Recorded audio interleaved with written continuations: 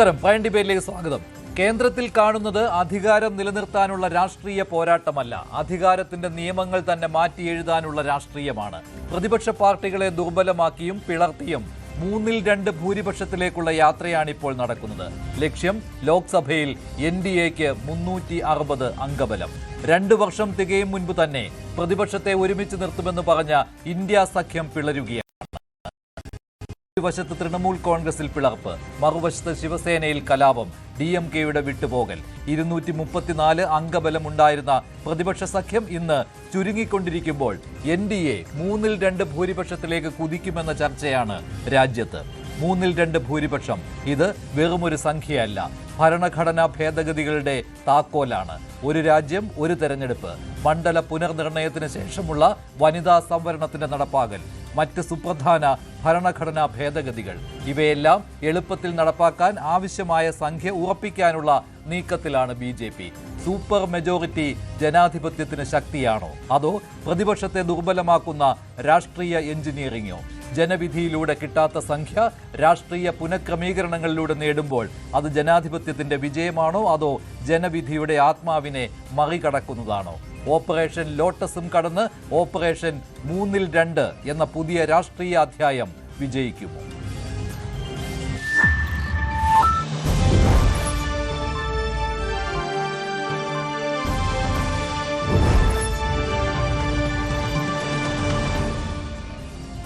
മണ്ഡല പുനർനിർണയത്തിലൂടെ വനിതാ സംവരണ ബിൽ നടപ്പാക്കുവാനുള്ള ശ്രമം ലോക്സഭയിൽ പരാജയപ്പെട്ടതോടുകൂടി തുടർന്ന് 2/3 ഭൂരിപക്ഷം ഉറപ്പിക്കുവാനുള്ള ശ്രമങ്ങളാണ് ഇപ്പോൾ BJP നടത്തിക്കൊണ്ടിരിക്കുന്നത്. ഇതിന്റെ ഭാഗമായി കഴിഞ്ഞ 2 മാസത്തിനിടെ 3 പാർട്ടികളിലാണ് പിളർപ്പ് കണ്ടിരിക്കുന്നത്. 2/3 ഭൂരിപക്ഷം നേടാൻ ഓപ്പറേഷൻ പിളർത്തലാണ് ഇപ്പോൾ നടന്നുകൊണ്ടിരിക്കുന്നത്.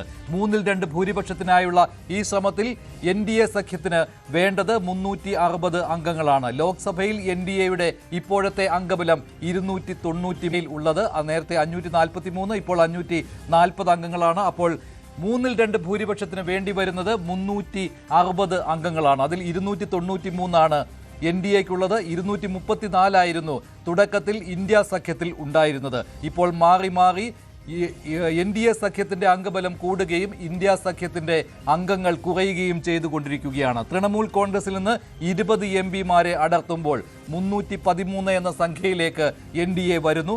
അതിനുശേഷം ഉദ്ധവ് താക്കറെയുടെ ശിവസേനയിൽ പിളർപ്പുണ്ടാവുകയാണ്. ഇപ്പോൾ 6 MPമാരാണ് NDA പക്ഷത്തേക്ക് ചേരുവാൻ താല്പര്യം പ്രകടിപ്പിച്ചിരിക്കുന്നത്. അങ്ങനെ ഉദ്ധവ് ശിവസേനയുടെ 6 MPമാർ വരുമ്പോൾ 319 NDA സഖ്യം ഉയരുകയാണ്.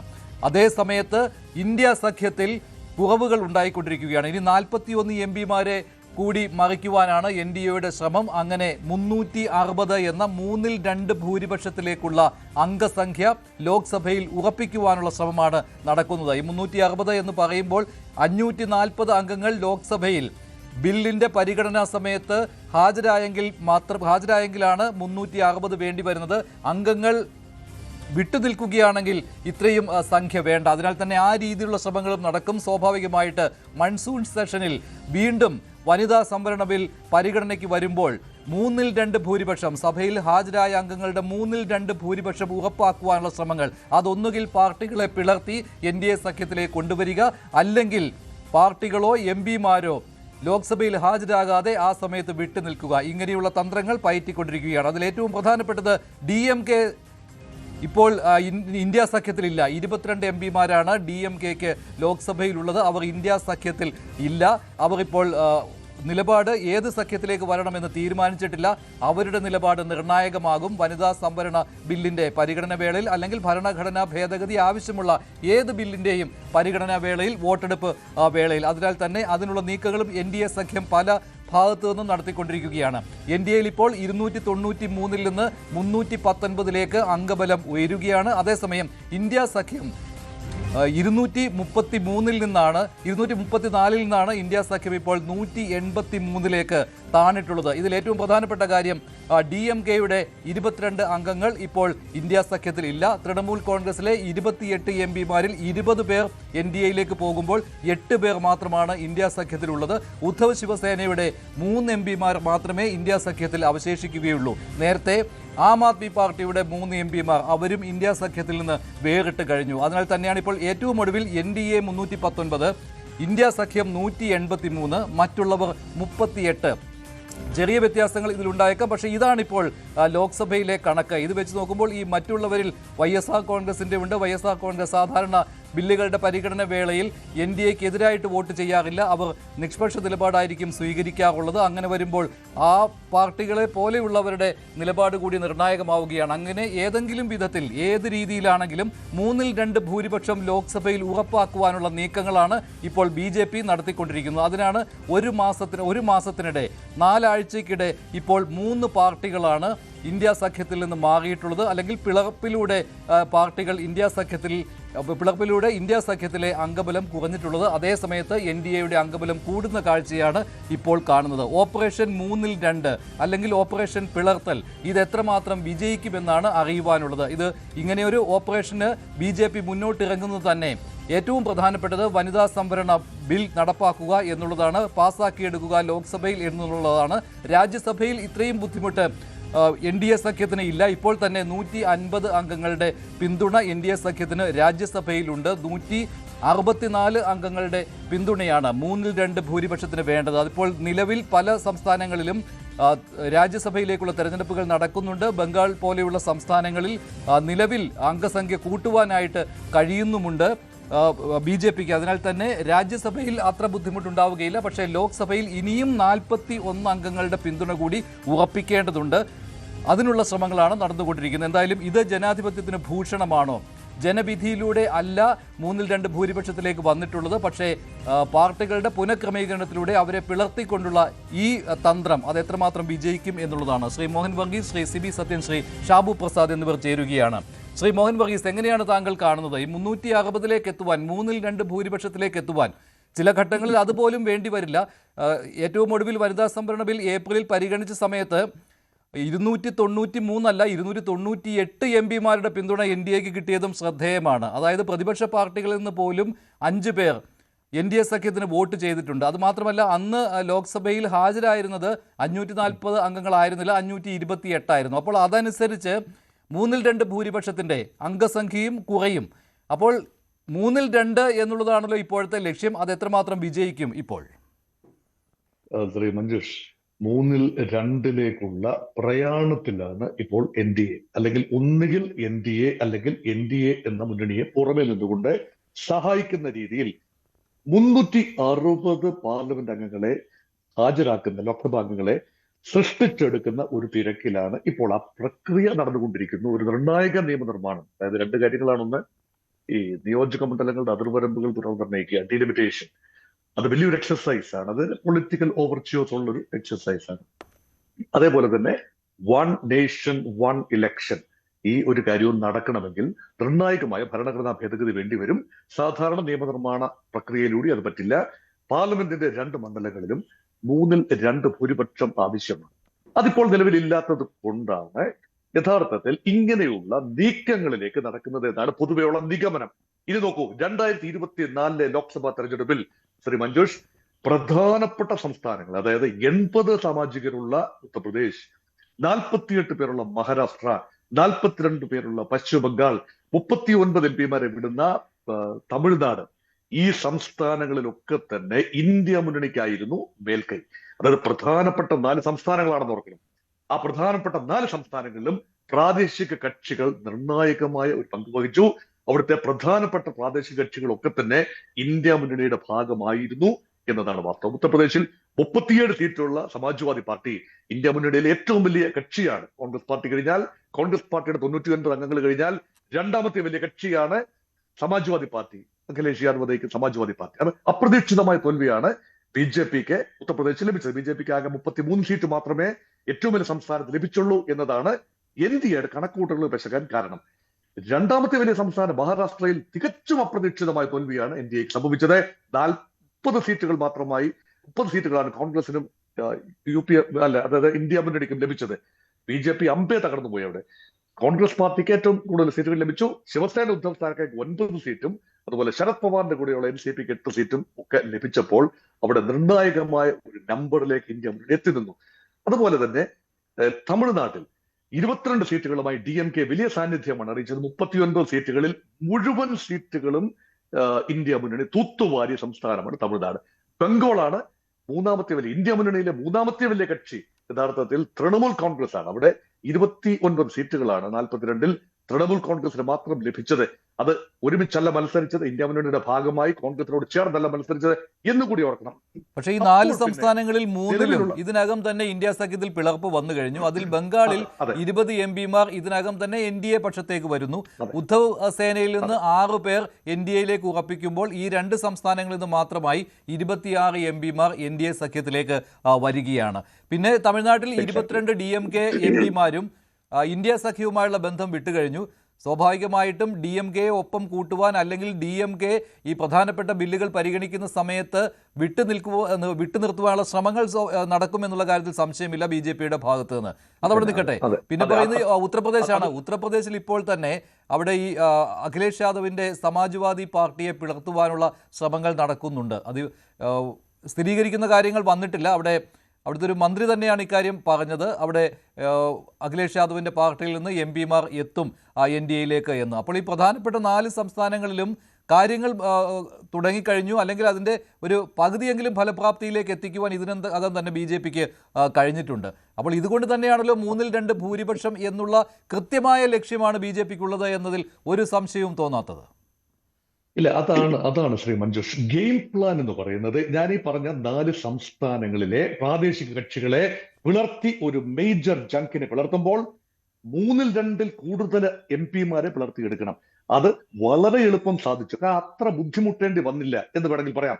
കാരണം നിയമസഭാ തെരഞ്ഞെടുപ്പ് നടന്ന സംസ്ഥാനങ്ങളിലാണ് പെട്ടെന്ന് മാറ്റമുണ്ടായത്. നോക്കൂ, ബംഗാളിൽ നിയമസഭാ തെരഞ്ഞെടുപ്പ് നടന്നു. മമതാ ബാനർജിക്ക് ഉദ്ദേശിച്ച ഒരു മേൽക്കൈ അവിടെ ലഭിച്ചില്ല, അല്ലെങ്കിൽ അത് അമ്പേ പരാജയപ്പെട്ടു. അപ്പൊ അവിടെ ജനഹിതം മമതയ്ക്ക് അനുകൂലമല്ല. ആ നിമിഷം തന്നെ മഹാഭൂരിപക്ഷം സാമാജികരും നിയമസഭാ സാമാജികരും പോലും മറുപക്ഷത്തേക്ക് വരികയാണ്. നോക്കൂ, നിയമസഭയിൽ 80 സീറ്റുകൾ ലഭിച്ചു. അതിൽ ഏതാണ്ട് 64 പേരും ഒരു പക്ഷത്തേക്ക്, മമത വിരുദ്ധ പക്ഷത്തേക്ക് മാറി. അവർ യഥാർത്ഥ തൃണമൂലാണെന്ന് പറഞ്ഞുകൊണ്ട് അവർ നിൽക്കുകയാണ്. അവരൊരു പ്രാദേശിക കക്ഷി എന്ന രീതിയിൽ ഒരു കക്ഷി പുതിയതായി ഉണ്ടായി വരികയാണ്. അല്ലെങ്കിൽ ത്രിപുരയിലെ ഒരു കക്ഷിയിൽ, നാഷണൽ സിറ്റിസൺസ് പാർട്ടി എന്ന കക്ഷിയിൽ ചേർന്നുകൊണ്ട് ഒരു സാന്നിധ്യം അറിയിക്കാൻ ഒരു വളഞ്ഞ വഴിയെ NDAയിലേക്ക് എത്താനുള്ള ശ്രമമാണ്. അത് വലിയ നമ്പേഴ്സാണ്. അത് മാത്രമല്ല, ലോക്സഭയിലെ മമതയുടെ കൂടെയുള്ള 29 അംഗങ്ങളിൽ 20 പേര് 3-2 ഭൂരിപക്ഷമാണ്. 3-2 നമ്പേഴ്സാണ്. അപ്പോൾ ക്രൂർമാറ്റ നിരോധന നിയമം അവിടെ ബാധകമല്ല.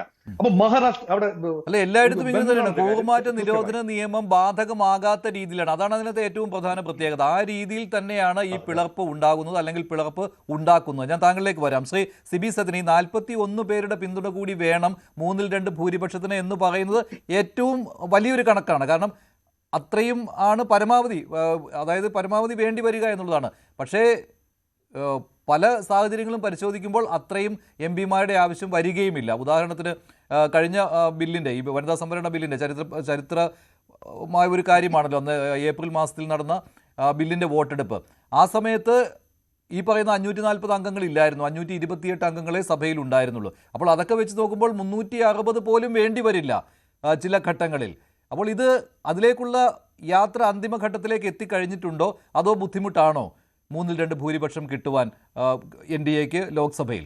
രാജ്യസഭയുടെ നമുക്ക് പ്രത്യേകിച്ച് ചർച്ച ചെയ്യാം, കാരണം അവിടെ അത്ര ബുദ്ധിമുട്ട് ഉണ്ടാവുകയില്ല. 14 അംഗങ്ങളുടെ കുറവ് മാത്രമാണ് ഇപ്പോൾ ഉള്ളത്. ശരി സിബി. മഞ്ജുഷ, ജനാധിപത്യത്തെ പട്ടാപ്പകൽ തെരുവിൽ കൊലപ്പെടുത്തുന്നതിനും ജനഹിതം അട്ടിമറിക്കുന്നതിനും നമ്മൾ പുതുതായി വിളിക്കുന്ന പേരാണ് ടാറ്റിക്സ് എന്ന് പറയുന്നത്. മനസ്സിലായോ? BJP ഇപ്പം ചെയ്യുന്ന ഏറ്റവും രഹിതത്തെ എങ്ങനെയൊക്കെ അട്ടിമറിക്കാമോ, അതിന് ധനമായാലും അല്ലാതെ മറ്റു മാർഗങ്ങളായാലും ആവശ്യത്തിലേറെ ഉപയോഗിച്ചുകൊണ്ട് MP-മാരെയും MLA-മാരെയൊക്കെ പിളർത്തി രാഷ്ട്രീയ പാർട്ടികളെ, ചെറുകിട പാർട്ടികളെയൊക്കെ നിത്യമായിട്ട് ഈ പറഞ്ഞ പോലെ ശവക്കല്ലറയിലേക്ക് അയച്ച് കംപ്ലീറ്റ് ആയിട്ട് ജനാധിപത്യത്തെയും ജനഹിതത്തെയും അട്ടിമറിച്ചുകൊണ്ട് ഈ പറഞ്ഞതുപോലെ MP-മാരെയും MLA-മാരെയും സ്വന്തം പാളയത്തിലേക്ക് കൂട്ടുന്ന വളരെ ഹീനമായ നിർലജ്ജമായ ഒരു കാഴ്ചയാണ് നമ്മളിപ്പോൾ കാണുന്നത്. അതിനെ ടാറ്റിക്സ് എന്നും അത് ഞങ്ങളുടെ വീരസ്യമാണ് എന്നും പറഞ്ഞു വരുന്നതിൽ ഈ പറഞ്ഞതുപോലെ BJP നേതാക്കന്മാർക്കാർക്കും അല്പം പോലും നാണക്കേടില്ല എന്നുള്ളതാണ് ഇതിന്റെ ഏറ്റവും ഭീകരമായ മറ്റൊരു വസ്തുത. ഒന്ന് ആലോചിച്ച് നോക്കണം, ഇവർ പറയുന്നത് ഈ പറഞ്ഞ സനാതന ധർമ്മത്തെ കുറിച്ചൊക്കെയാണ്. നിങ്ങൾ തെരഞ്ഞെടുപ്പെടുക്കുമ്പോഴും അതുപോലുള്ള സംഭവങ്ങൾ നടക്കുമ്പോഴും ഇവർ പറയുന്ന സനാതന ധർമ്മം, അതുപോലുള്ള സംഭവങ്ങൾ, തത്വസംഹിതകൾ, ഉപനിഷത്ത്, ഭഗവത്ഗീത തുടങ്ങിയ ഭയങ്കര സംഭവങ്ങളൊക്കെ അടിച്ചിറക്കിയിട്ട് ഇവർ പുറത്തോട്ടിറങ്ങി ചെയ്യുന്നത് എന്താണ്? കോടിക്കണക്കിന് രൂപ കൈക്കൂലി കൊടുത്തിട്ട് MP-മാരെ വിലക്കെടുക്കുക. പണ്ട് ഈ പറഞ്ഞ കുതിരക്കച്ചവടം ഒരു കാലത്ത് കോൺഗ്രസ് ഭരിച്ചുകൊണ്ടിരുന്ന കാലത്ത് കുതിരക്കച്ചവടം വ്യാപകമായപ്പോൾ ഒരു പരിധി വിട്ടപ്പോൾ കോൺഗ്രസ് തന്നെയാണ് ഇത് അവസാനിപ്പിക്കണമെന്നൊരു തീരുമാനമെടുത്തിട്ട് കൂറുമാറ്റ നിരോധന നിയമം കൊണ്ടുവന്നത്. അന്ന് 2, 3, 4 MP-മാരെയും MLA-മാരെയൊക്കെ അടർത്തിയെടുത്തിട്ടാണ് ഈ പറഞ്ഞതുപോലെ വൃത്തികെട്ട കളി കളിച്ചിരുന്നത്. കാരണം അന്ന് അത്രയും പേരൊക്കെ വീഴുന്നുള്ളായിരുന്നു. അപ്പൊ അതുകൊണ്ടാണ് മിനിമം 3-ൽ 2 പേര് എങ്കിലും മാറിയെങ്കിൽ മാത്രമേ ഒരു പിളർപ്പുണ്ടാകൂ, അല്ലെങ്കിൽ ആ പിളർപ്പ് നിയമപരമാകൂ എന്ന് പറയുന്ന ഒരു ആന്റി ഡിഫെക്ഷൻ ലോ കൊണ്ടുവന്നത്. ഇപ്പൊ എന്താ സംഭവിക്കുന്നത്? ഇപ്പോ ഈ പറഞ്ഞ കോടിക്കണക്കിന് രൂപ കോർപ്പറേറ്റ് പണം ഉപയോഗിച്ചിട്ട് ഒരു പാർട്ടിയെ മൊത്തത്തിലൊക്കെ വിലയ്ക്ക് വാങ്ങിക്കുകയാണ്. 3-ൽ 2 അല്ല, 3-ൽ 3-ന് 1, 2 കുറവ് വെച്ചിട്ട് അല്ലെങ്കിൽ ഒരു പാർട്ടിയെ മൊത്തമായിട്ട് വിലയ്ക്ക് വാങ്ങിക്കാവുന്ന ഒരു അവസ്ഥയിലേക്ക് BJP വളർന്നിരിക്കുന്നു. 1, 2 പേരെ പേരിന് മാത്രം അപ്പുറത്ത് നിർത്തിയിരിക്കുകയാണ്. ബാക്കി മുഴുവൻ പേരെയും വിലയ്ക്ക് വാങ്ങുന്നു. ഇതെങ്ങനെയാണ് ജനാധിപത്യമാകുന്നത്? ഇതെങ്ങനെയാണ് ജനാധിപത്യത്തിന് ടാക്ടിക്സ് ആവുന്നത്? എനിക്ക് മനസ്സിലാവുന്നില്ല. ഈ കഴിഞ്ഞ മഹാരാഷ്ട്ര തെരഞ്ഞെടുപ്പിന് തൊട്ടു മുമ്പായിട്ട് NCPയെയും ശിവസേനയും ഇവർ പിളർത്തി. ഇപ്പൊ തന്നെ ശിവസേനയെ വീണ്ടും 2ാം വട്ടം പിളർത്തുന്നു. ഈ ഒരു രാഷ്ട്രീയ മര്യാദ എന്ന് പറയുന്നതും ചില വളരെ ഏറ്റവും ബേസിക്കായ എത്തിക്സ് എന്ന് ഉണ്ടല്ലോ ശ്രീ സിബി സത്യൻ. ഇപ്പോൾ തൃണമൂൽ കോൺഗ്രസിൽ നിന്ന് 20 MP-മാർ NDA പാളയത്തിലേക്ക് വരാൻ ആഗ്രഹം പ്രകടിപ്പിച്ചത് അത് മമതാ ബാനർജിയോടുള്ള എതിർപ്പ് കാരണമാണ്. മമത അവിടെ തോറ്റമ്പിയപ്പോൾ പിന്നെ അവരുടെ കൂടെ നിൽക്കുവാനുള്ള ബുദ്ധിമുട്ട് കാരണമാണ്. അതിൽ BJP കളിച്ചിട്ടുണ്ടാവും സ്വാഭാവികമായിട്ട്. പക്ഷേ അവിടെ തൃണമൂൽ കോൺഗ്രസിലെ ഉൾപാർട്ടി പ്രശ്നങ്ങൾ അതിനകത്ത് വന്നിട്ടുണ്ട്. DMK-യുടെ കാര്യമെടുക്കാം. കോൺഗ്രസിന്റെ പ്രശ്നം കൊണ്ടല്ലേ അവിടെ DMK ഇന്ത്യ സഖ്യത്തിൽ നിന്ന് ഒഴിഞ്ഞു പോകുന്നത്? അല്ലാതെ അവിടെ DMK-യുടെ കേസ് വളരെ വ്യത്യസ്തമായ ഒരു കേസാണ് മഞ്ജുഷ. അത് നമ്മൾ ഇതിന്റെ കൂടെ കൂട്ടിക്കൊഴിക്കേണ്ട കാര്യമില്ല. കാരണം DMK പണ്ടൊരു കാലത്ത് NDA-യുമായിട്ട് സഖ്യത്തിൽ ഉണ്ടായിരുന്ന ഒരു കക്ഷിയാണ്. അതിനുശേഷം അത് ഇന്ത്യ സഖ്യത്തിന് വരികയും ഉറച്ചു നിൽക്കുകയും ചെയ്തു. എന്ന് മാത്രവുമല്ല, സൗത്ത് ഇന്ത്യയിൽ ഒരുപക്ഷെ ദ്രാവിഡ രാഷ്ട്രീയത്തിന്റെ വക്താക്കളായിട്ട് ഏറ്റവും ശക്തിയുക്തം നിന്ന് BJP-യുടെ സവർണ അജണ്ടയെ അതിഗംഭീരമായി പൊരുതി പരാജയപ്പെടുത്തിയ ഒരു ടീം കൂടിയാണ് DMK. DMK ഇന്നോ നാളെയോ ഒരു ഇന്ത്യ സഖ്യത്തിൽ നിന്ന് മാറിയതിന് അവർക്ക് അവരുടേതായ കാരണങ്ങളുണ്ട്. നമുക്ക് എല്ലാവർക്കും അറിയാം. കാരണം വിജയിന്റെ പാർട്ടി വിജയിക്കുകയും അതുവരെ അവരോടൊപ്പം നിന്ന കോൺഗ്രസ് അടക്കമുള്ള കക്ഷികൾ വിജയിന് പിന്തുണ കൊടുക്കാൻ തീരുമാനിക്കുകയും, കാരണം അത് മറ്റൊന്നും കൊണ്ടല്ല, അതൊരു നിർണായകമായ ഘട്ടമായിരുന്നു. ഒരുപക്ഷെ വിജയിന് ഒറ്റയ്ക്ക് ഭൂരിപക്ഷം ഉണ്ടായിരുന്നെങ്കിൽ ഇന്ത്യ സഖ്യം ഉപേക്ഷിച്ച് കോൺഗ്രസ് അടക്കമുള്ള കക്ഷികൾ അപ്പുറത്തേക്ക് പോകണമെന്ന് ചിലപ്പോൾ പോയെന്ന് വരില്ലായിരുന്നു.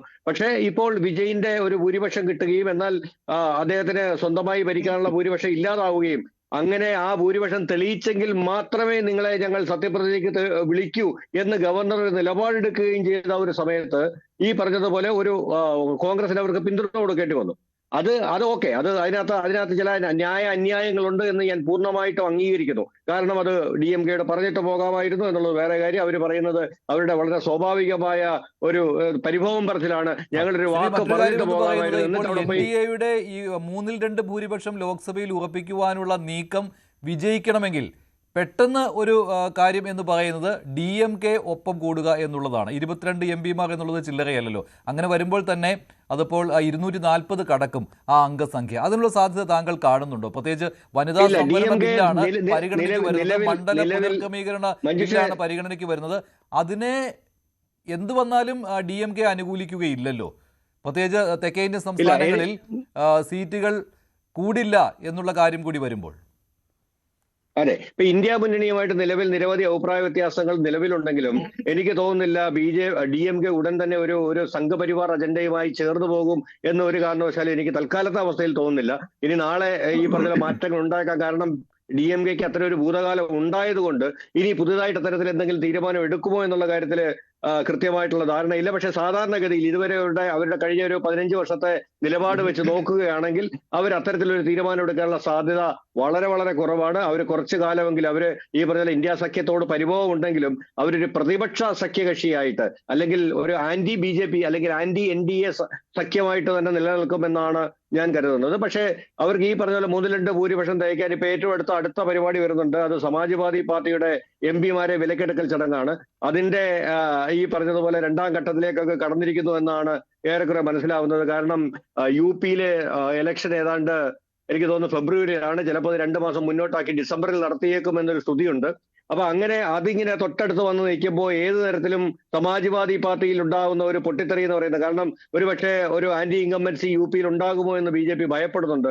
ഒരു സംസ്ഥാനം എന്ന നിലയിൽ UP നഷ്ടപ്പെടും. കാരണം ലോക്സഭാ ഇലക്ഷനിൽ UP-യിലെ ഭൂരിപക്ഷം നഷ്ടപ്പെട്ടു. ഇനി വരാനിരിക്കുന്ന നിയമസഭാ തെരഞ്ഞെടുപ്പിൽ UP-യിലെ ഭൂരിപക്ഷം നഷ്ടപ്പെടുക എന്ന് പറയുന്നത് BJPക്ക് ചിന്തിക്കുന്നതിലും അപ്പുറമാണ്. അപ്പൊ അതുകൊണ്ട് സമാജ്വാദി പാർട്ടി ആയിരിക്കുമെന്നാണല്ലേ? അത്ര എളുപ്പമുള്ള ഒരു കാര്യമല്ല. സമാജ്വാദി പാർട്ടിയിലേക്കാണ് 24 അല്ല 25 MP-മാരെയെങ്കിലും അടർത്തിയെടുക്കേണ്ടി വരും. കൂറുമാറ്റ നിരോധനം 27 to 28 അവർ അവകാശപ്പെടുന്ന ഒരു നമ്പർ. സ്വാഭാവികമായിട്ടും കോടിക്കണക്കിന് രൂപയുടെ ഓഫറുകൾ അവിടെ ചെന്നിട്ടുണ്ടാവും. ഇപ്പൊ തന്നെ ശിവസേന സമാജ്വാദി പാർട്ടിയിൽ നിന്ന് MP-മാരെ അടർത്തിയെടുത്താൽ 3-2 ആയി കഴിഞ്ഞു കേട്ടോ. 3-2 വരുവാൻ ബുദ്ധിമുട്ടില്ല. പിന്നെ ചെറിയ ചെറിയ പാർട്ടികളാണ്, 38 MP-മാർ എന്തോ പല പാർട്ടികളിലുമായിട്ട് ഉണ്ട്. അവരിൽ നിന്ന് അടർത്തിയെടുക്കുവാൻ ബുദ്ധിമുട്ടുണ്ടാവുകയില്ല. അപ്പോൾ 3-2 ഭൂരിപക്ഷം ഉറപ്പിക്കുവാനും കഴിയും. അതെ ഇത് ചോദ്യം അതല്ലല്ലോ മഞ്ജുഷേ, ചോദ്യം അതല്ലല്ലോ. 3-2 ഭൂരിപക്ഷം ഉറപ്പിക്കുന്നുള്ളല്ലോ. 3-2 ഭൂരിപക്ഷത്തിന് എന്ത് ഹീനമായ മാർഗങ്ങളും ഉപയോഗിക്കാമെന്നുള്ളതാണോ? 3-2 ഭൂരിപക്ഷത്തിന് ജനാധിപത്യത്തെ അട്ടിമറിക്കുകയും പട്ടാപ്പകൽ കൊലപ്പെടുത്തുകയും ചെയ്യാമെന്നുള്ളതാണോ? അതിനുവേണ്ടി ജനഹിതം ഇല്ലായ്മ ചെയ്യാമെന്നുള്ളതാണോ? ഇത് അധികാരം ഉറപ്പിക്കുവാനുള്ള അല്ലെങ്കിൽ അധികാരത്തിൽ പോകാതിരിക്കാനുള്ള ശ്രമമല്ല കേട്ടോ. ഇത് 3-2 ഭൂരിപക്ഷം എന്നുള്ളതാണ്. ഭരണഘടനാ ഭേദഗതിക്ക് പൂർണ്ണ പിന്തുണ കിട്ടുന്നതിന് വേണ്ടിയാണ്, ഏത് രീതിയിലും ഭരണം കൈയാളുന്നതിന് വേണ്ടി. ശരി ഷാബു. നോക്കൂ മഞ്ജുഷേ, നമ്മുടെ ഈ BJP അല്ലെങ്കിൽ NDA ഇവിടെ അധികാരത്തിൽ വന്നിരിക്കുന്നത് കേവലം 5 വർഷം അധികാരത്തിൽ ഇരിക്കുക എന്ന ഉദ്ദേശത്തോടു കൂടിയല്ല. ഈ അധികാരം ഉപയോഗിച്ച്, ഈ ജനഹിതം ഉപയോഗിച്ചുകൊണ്ട് ഈ രാജ്യത്ത് BJP-യുടെയും അല്ലെങ്കിൽ NDA-യുടെയും പ്രഖ്യാപിതമായ ചില നയങ്ങളുണ്ട്, അത് നടപ്പാക്കുക എന്ന ഉദ്ദേശത്തിലാണ് വന്നിരിക്കുന്നത്. അത് നടപ്പാക്കാൻ വേണ്ടിയുള്ള മാർഗങ്ങൾ തീർച്ചയായും രാഷ്ട്രീയമായും അല്ലാതെയും അവർ ആലോചിക്കും, അതിനുള്ള കാര്യങ്ങൾ ചെയ്യുകയും ചെയ്യും. അല്ലാതെ കേവലം 5 വർഷം അവിടെ എങ്ങനെങ്കിലും അവിടെ ഇരിക്കുക, പരമാവധി രാഷ്ട്രീയ നേട്ടങ്ങൾ ഉണ്ടാക്കുക, പൈസ ഉണ്ടാക്കുക, പോവുക, വീണ്ടും ജനങ്ങളെ പറ്റിച്ച് തിരിച്ചു വരിക, ഇങ്ങനെയുള്ള കലാപരിപാടിയല്ല ഇവിടെ NDA ഉദ്ദേശിച്ചിരിക്കുന്നത്. അവിടെ കയറിയിരിക്കുന്നത് ഭരിക്കാനാണ്, ചില നയങ്ങൾ നടപ്പാക്കാനാണത്. ആ നടപ്പാക്കാനുള്ള മാർഗങ്ങൾ അവർ ആലോചിക്കുക തന്നെ ചെയ്യും. പിന്നെ മറ്റൊന്ന്, സിബിസത്തിന് ഇവിടെ കിടന്ന് ഈ ആത്മരോഷം കൊള്ളുന്നത് കേട്ടപ്പം ഈ ഏർപ്പാടൊക്കെ ഇന്ത്യയിൽ ആദ്യമായിട്ടാണെന്ന് തോന്നുമല്ലോ. അല്ല, ഞാനൊരു കാര്യം ചോദിക്കട്ടെ മഞ്ജുഷേ, ഈ ഇദ്ദേഹം ഇവിടെ പറയുന്നു BJP അവിടെ പോയി കോടികൾ ഇറക്കി വിലയ്ക്ക് വാങ്ങുന്നു, പാർട്ടികളെ പിളർത്തുന്നു, അങ്ങനെ ഇങ്ങനെ എന്നൊക്കെ പറഞ്ഞാൽ എന്ത് ഇത് ഈ കോടാലിയും കൊണ്ടിറങ്ങി വിറക് കീറുന്ന മാതിരിയാണ് പാർട്ടിയെ പിളർത്തുന്നത്. ആ പാർട്ടി വിചാരിക്കാതെ അതിനെ വളർത്താൻ പറ്റില്ലെന്നേ.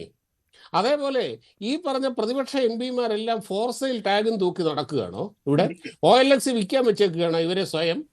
അങ്ങനെ സ്വയം വിൽക്കാൻ വെച്ചേക്കുന്നവരെ വാങ്ങാൻ ആളുണ്ടാവുമപ്പാ.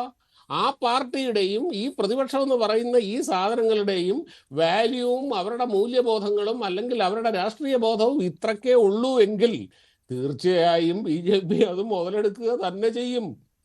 അതായത് അവരെ വൈറ്റ് വാഷ് ചെയ്യുമെന്ന് പറയുന്നില്ല. അതല്ല, ഇതിവിടെ BJP ചെയ്യുമ്പോൾ മാത്രമാണോ ഇത് ഇത്ര വലിയ കുതിരക്കച്ചവടവും ജനാധിപത്യ ധ്വംസനവും ഒക്കെ മാത്രമായി മാറുന്നത്? ആര് ചെയ്താലും അത് എതിർക്കപ്പെടേണ്ടതാണല്ലോ. നിൽക്കൂ, ഇതൊന്നും അല്ല. അത് ഞാൻ പറഞ്ഞേ, ഇവിടെ കർണാടകയില്, മഹാരാഷ്ട്രയില് കഴിഞ്ഞ മഹാരാഷ്ട്ര തെരഞ്ഞെടുപ്പില് സത്യത്തിൽ എന്താ സംഭവിച്ചത്? സത്യത്തിൽ BJP ശിവസേന സഖ്യം, NDA സഖ്യം അവിടെ വലിയ ഭൂരിപക്ഷം നേടി. BJP-യുടെ പകുതി മാത്രം സീറ്റുള്ള ശിവസേനയ്ക്ക് മുഖ്യമന്ത്രി പദം വേണമെന്ന് പറഞ്ഞപ്പോൾ ആ അവസരം ഉപയോഗിച്ചുകൊണ്ട് അവരെ ഇപ്പുറത്തോട്ട് ചാടിച്ച് അവിടെ ജനഹിതം അട്ടിമറിച്ചുകൊണ്ടല്ലേ മഹാരാഷ്ട്രയിൽ അന്ന് ഇവർ അധികാരത്തിൽ വന്നത്. അപ്പോഴത് ജനാധിപത്യ സംരക്ഷണമായി, ഫാസിസ്റ്റ് വിരുദ്ധതയായി, വർഗീയ വിരുദ്ധതയായി. അങ്ങനെ തന്നെ നിങ്ങൾക്ക് സൗകര്യമുള്ള പോലല്ല ഞാൻ കമ്പയർ ചെയ്യാൻ ഉദ്ദേശിക്കുന്നത്. ഞാൻ എൻ്റെ കോമൺ സെൻസ് ഉപയോഗിച്ചും സാമാന്യ തലയ്ക്ക് വെളിവുള്ളവരുടെ കമ്പാരിസൺ നടത്തുന്നത്. അല്ല, നിങ്ങൾക്ക് ബോധ്യപ്പെടുന്ന രീതി കമ്പയർ ചെയ്യാൻ എനിക്ക് സൗകര്യമില്ല. അല്ലല്ല ഇത് അല്ല, നിങ്ങൾക്ക് അത് അറിയാം. അത് ഞാൻ എന്താണ് പറയുന്നത് സ്ഥിതി? നിങ്ങൾ സ്ഥിതി പറഞ്ഞ അപാകതം കമ്പാരിസൺ എന്താണ്? നടക്കില്ല. സ്ഥിതി കാരണം ഒരു അപാകതം രാഷ്ട്രീയ പാർട്ടി നിങ്ങൾ പോയി പറയൂ. അപ്പാടെ മറുവശം പാടുന്നതും ഒരു രാഷ്ട്രീയ പാർട്ടി പിളർത്തി ഇപ്പുറം അല്ല, കൊണ്ടുവന്നത് എന്ത് അതൊക്കെ എന്ത് ചെയ്യും. തരത്തിലാണ് നിങ്ങൾ കമ്പയർ ചെയ്യുന്നത്? എല്ലാം ചെയ്യും. എല്ലാം അതെന്തിനു കമ്പയർ ചെയ്യണം? കമ്പയർ ചെയ്യുന്നത്. ആ, അങ്ങനെ സൗകര്യപൂർവ്വം കമ്പയർ ചെയ്യാനാണെങ്കിൽ പിന്നെന്ത്? കമ്പയർ ചെയ്യുന്നത്. നിങ്ങൾക്ക് തലയ്ക്ക് അങ്ങനെ കമ്പയർ അത് ശരിയായ കമ്പാരിസൺ അല്ലല്ലോ സാറേ.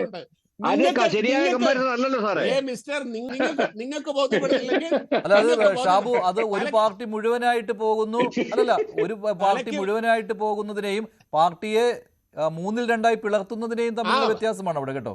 ഇനി പറയാം 1996 ഗുജറാത്തിൽ വലിയ ഭൂരിപക്ഷത്തിൽ അധികാരത്തിൽ വന്നിരുന്ന BJP സർക്കാരിനെ അന്നത്തെ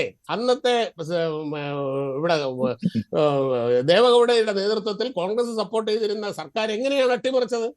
BJPയെ പിളർത്തിക്കൊണ്ടാണത്. BJPയെ പിളർത്തി മറ്റേ ശങ്കർ സിംഗ് വഘേലയുടെ നേതൃത്വത്തിൽ ഒരു ഗ്രൂപ്പിനെ ചാടിച്ച് BJPയെ പിളർത്തി അവസാനം അവിടെ അസംബ്ലിയിൽ അടിയും ബഹളവുമായി ഗുജറാത്ത് സർക്കാരിനെ പിരിച്ചുവിട്ട് പിന്നീട് പിൻവാതിലിൽ കൂടെ ശങ്കർ സിംഗ് വഘേലയെ അധികാരത്തിൽ കൊണ്ടുവന്നൊരു ചരിത്രമുണ്ട്. ഇവിടെ ഈ നാട്ടിൽ ഏത് കാലത്തും ഇതൊക്കെ തന്നെയാണ് ഇവിടെ നടന്നിട്ടുള്ളത്. ഇതിപ്പോ BJP ചെയ്യുമ്പോൾ മാത്രം നിങ്ങൾക്ക് ജനാധിപത്യ ധ്വംസനമായി അടിയറവക്കൽ ഇതൊക്കെ ഇവിടെ നടക്കും. ഇന്ന് ഇവരെ കൊണ്ട് ഞാൻ പറഞ്ഞില്ലേ, കഴുത്തൊക്കെ ഫോർ സെയിൽ ടാഗും തൂക്കിയിട്ടുണ്ട് നടന്നു കഴിഞ്ഞു കഴിഞ്ഞാല്. അല്ല, ഇതിന്റെ മറ്റൊരു ലക്ഷ്യം കൂടി ഉണ്ടല്ലോ. ഇപ്പോൾ ഒരു രാജ്യം ഒരു തെരഞ്ഞെടുപ്പിലേക്ക് വരും. അതെ, 2029 ഒരു രാജ്യം ഒരു തെരഞ്ഞെടുപ്പ് നടപ്പാക്കുക എന്നുള്ള ലക്ഷ്യമുണ്ട്.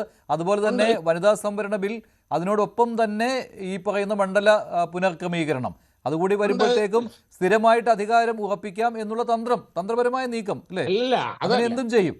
ഒരു കാര്യം ഞാൻ ചോദിക്കട്ടെ മഞ്ജുഷേ, ഈ ഒരു രാജ്യം ഒരു തെരഞ്ഞെടുപ്പ് എന്നുള്ളത് BJPക്ക് അധികാരം ഉറപ്പിക്കാൻ വേണ്ടിയുള്ള തന്ത്രമാണെന്ന് എങ്ങനെയാ പറയുക? ഇവിടെ എല്ലാ പാർട്ടികളും മത്സരിക്കുന്നില്ലെന്ന്. അവർക്ക് ജനങ്ങളെ സമീപിച്ചുകൂടെ?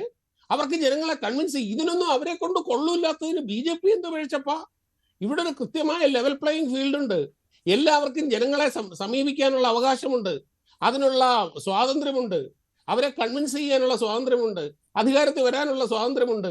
ഇതെല്ലാം ചെയ്യുന്ന അവരെ കൊണ്ട് ഈ പണിക്ക് കൊള്ളൂല്ലാത്തതിന് BJP എന്ത് പഴിച്ചു? BJP അത് നല്ല സുന്ദരമായിട്ട് ചെയ്യുന്നു. യുവമാരെ കൊണ്ട് ഈ കിടന്ന് നെഞ്ചത്തടിച്ച് കരയാനല്ലാതെ വേറൊന്നിനും. ഡോക്ടർ മോഹൻ വർഗീസ്, 234 എന്നുള്ളത് മികച്ച സംഖ്യയായിരുന്നു ഇന്ത്യ സഖ്യത്തിന് തെരഞ്ഞെടുപ്പ് കഴിഞ്ഞപ്പോൾ, ലോക്സഭാ തെരഞ്ഞെടുപ്പ് കഴിഞ്ഞപ്പോൾ. അതിൽ നിന്ന് ചുരുങ്ങി ഇപ്പോൾ നോക്കുമ്പോൾ 183 നിൽക്കുകയാണ്. തൃണമൂലിൻ്റെ വലിയ പങ്ക് 20 MPമാർ പോയി. DMK 22 MPമാർ വിട്ടു നിൽക്കുന്നു. ആം ആദ്മി പാർട്ടിയുടെ ഒരു 3 MPമാരുണ്ടായിരുന്നു, അവർ വിട്ടു നിൽക്കുന്നു. ഇപ്പോൾ ഉദ്ധവ് ശിവസേനയുടെ 6 MPമാർ അവർ മറുകണ്ഠം ചാടുകയും ചെയ്തിരിക്കുകയാണ്. ഇനിയും നിൽക്കുകയാണ് സമാജ്വാദി പാർട്ടി, അടുത്തയാളായിട്ട് വരാൻ പോവുകയാണ്. അപ്പോൾ ഇത് ഷാബു ചോദിക്കുന്നത് പോലെ തന്നെ ഇത് പ്രതിപക്ഷ പാർട്ടികളുടെ അവരിലെ അനൈക്യമല്ലേ ഇതിൽ BJP മുതലെടുക്കുന്നത്? ശ്രീ മഞ്ജുഷ്, ശ്രീ ഷാബു പ്രസാദ് പറഞ്ഞ ഒരു കാര്യമുണ്ട്. കാരണം പ്രതിപക്ഷത്തെ കക്ഷികളുടെ അംഗങ്ങൾക്ക്, അതായത് പാർലമെന്ററി പാർട്ടിയിലെ അംഗങ്ങൾക്ക് ഒരു രാഷ്ട്രീയ സദാചാര ബോധമുണ്ടാകണം, പ്രത്യയശാസ്ത്രപരമായ ദൃഢമായ തീരുമാനങ്ങൾ ഉണ്ടാകണം.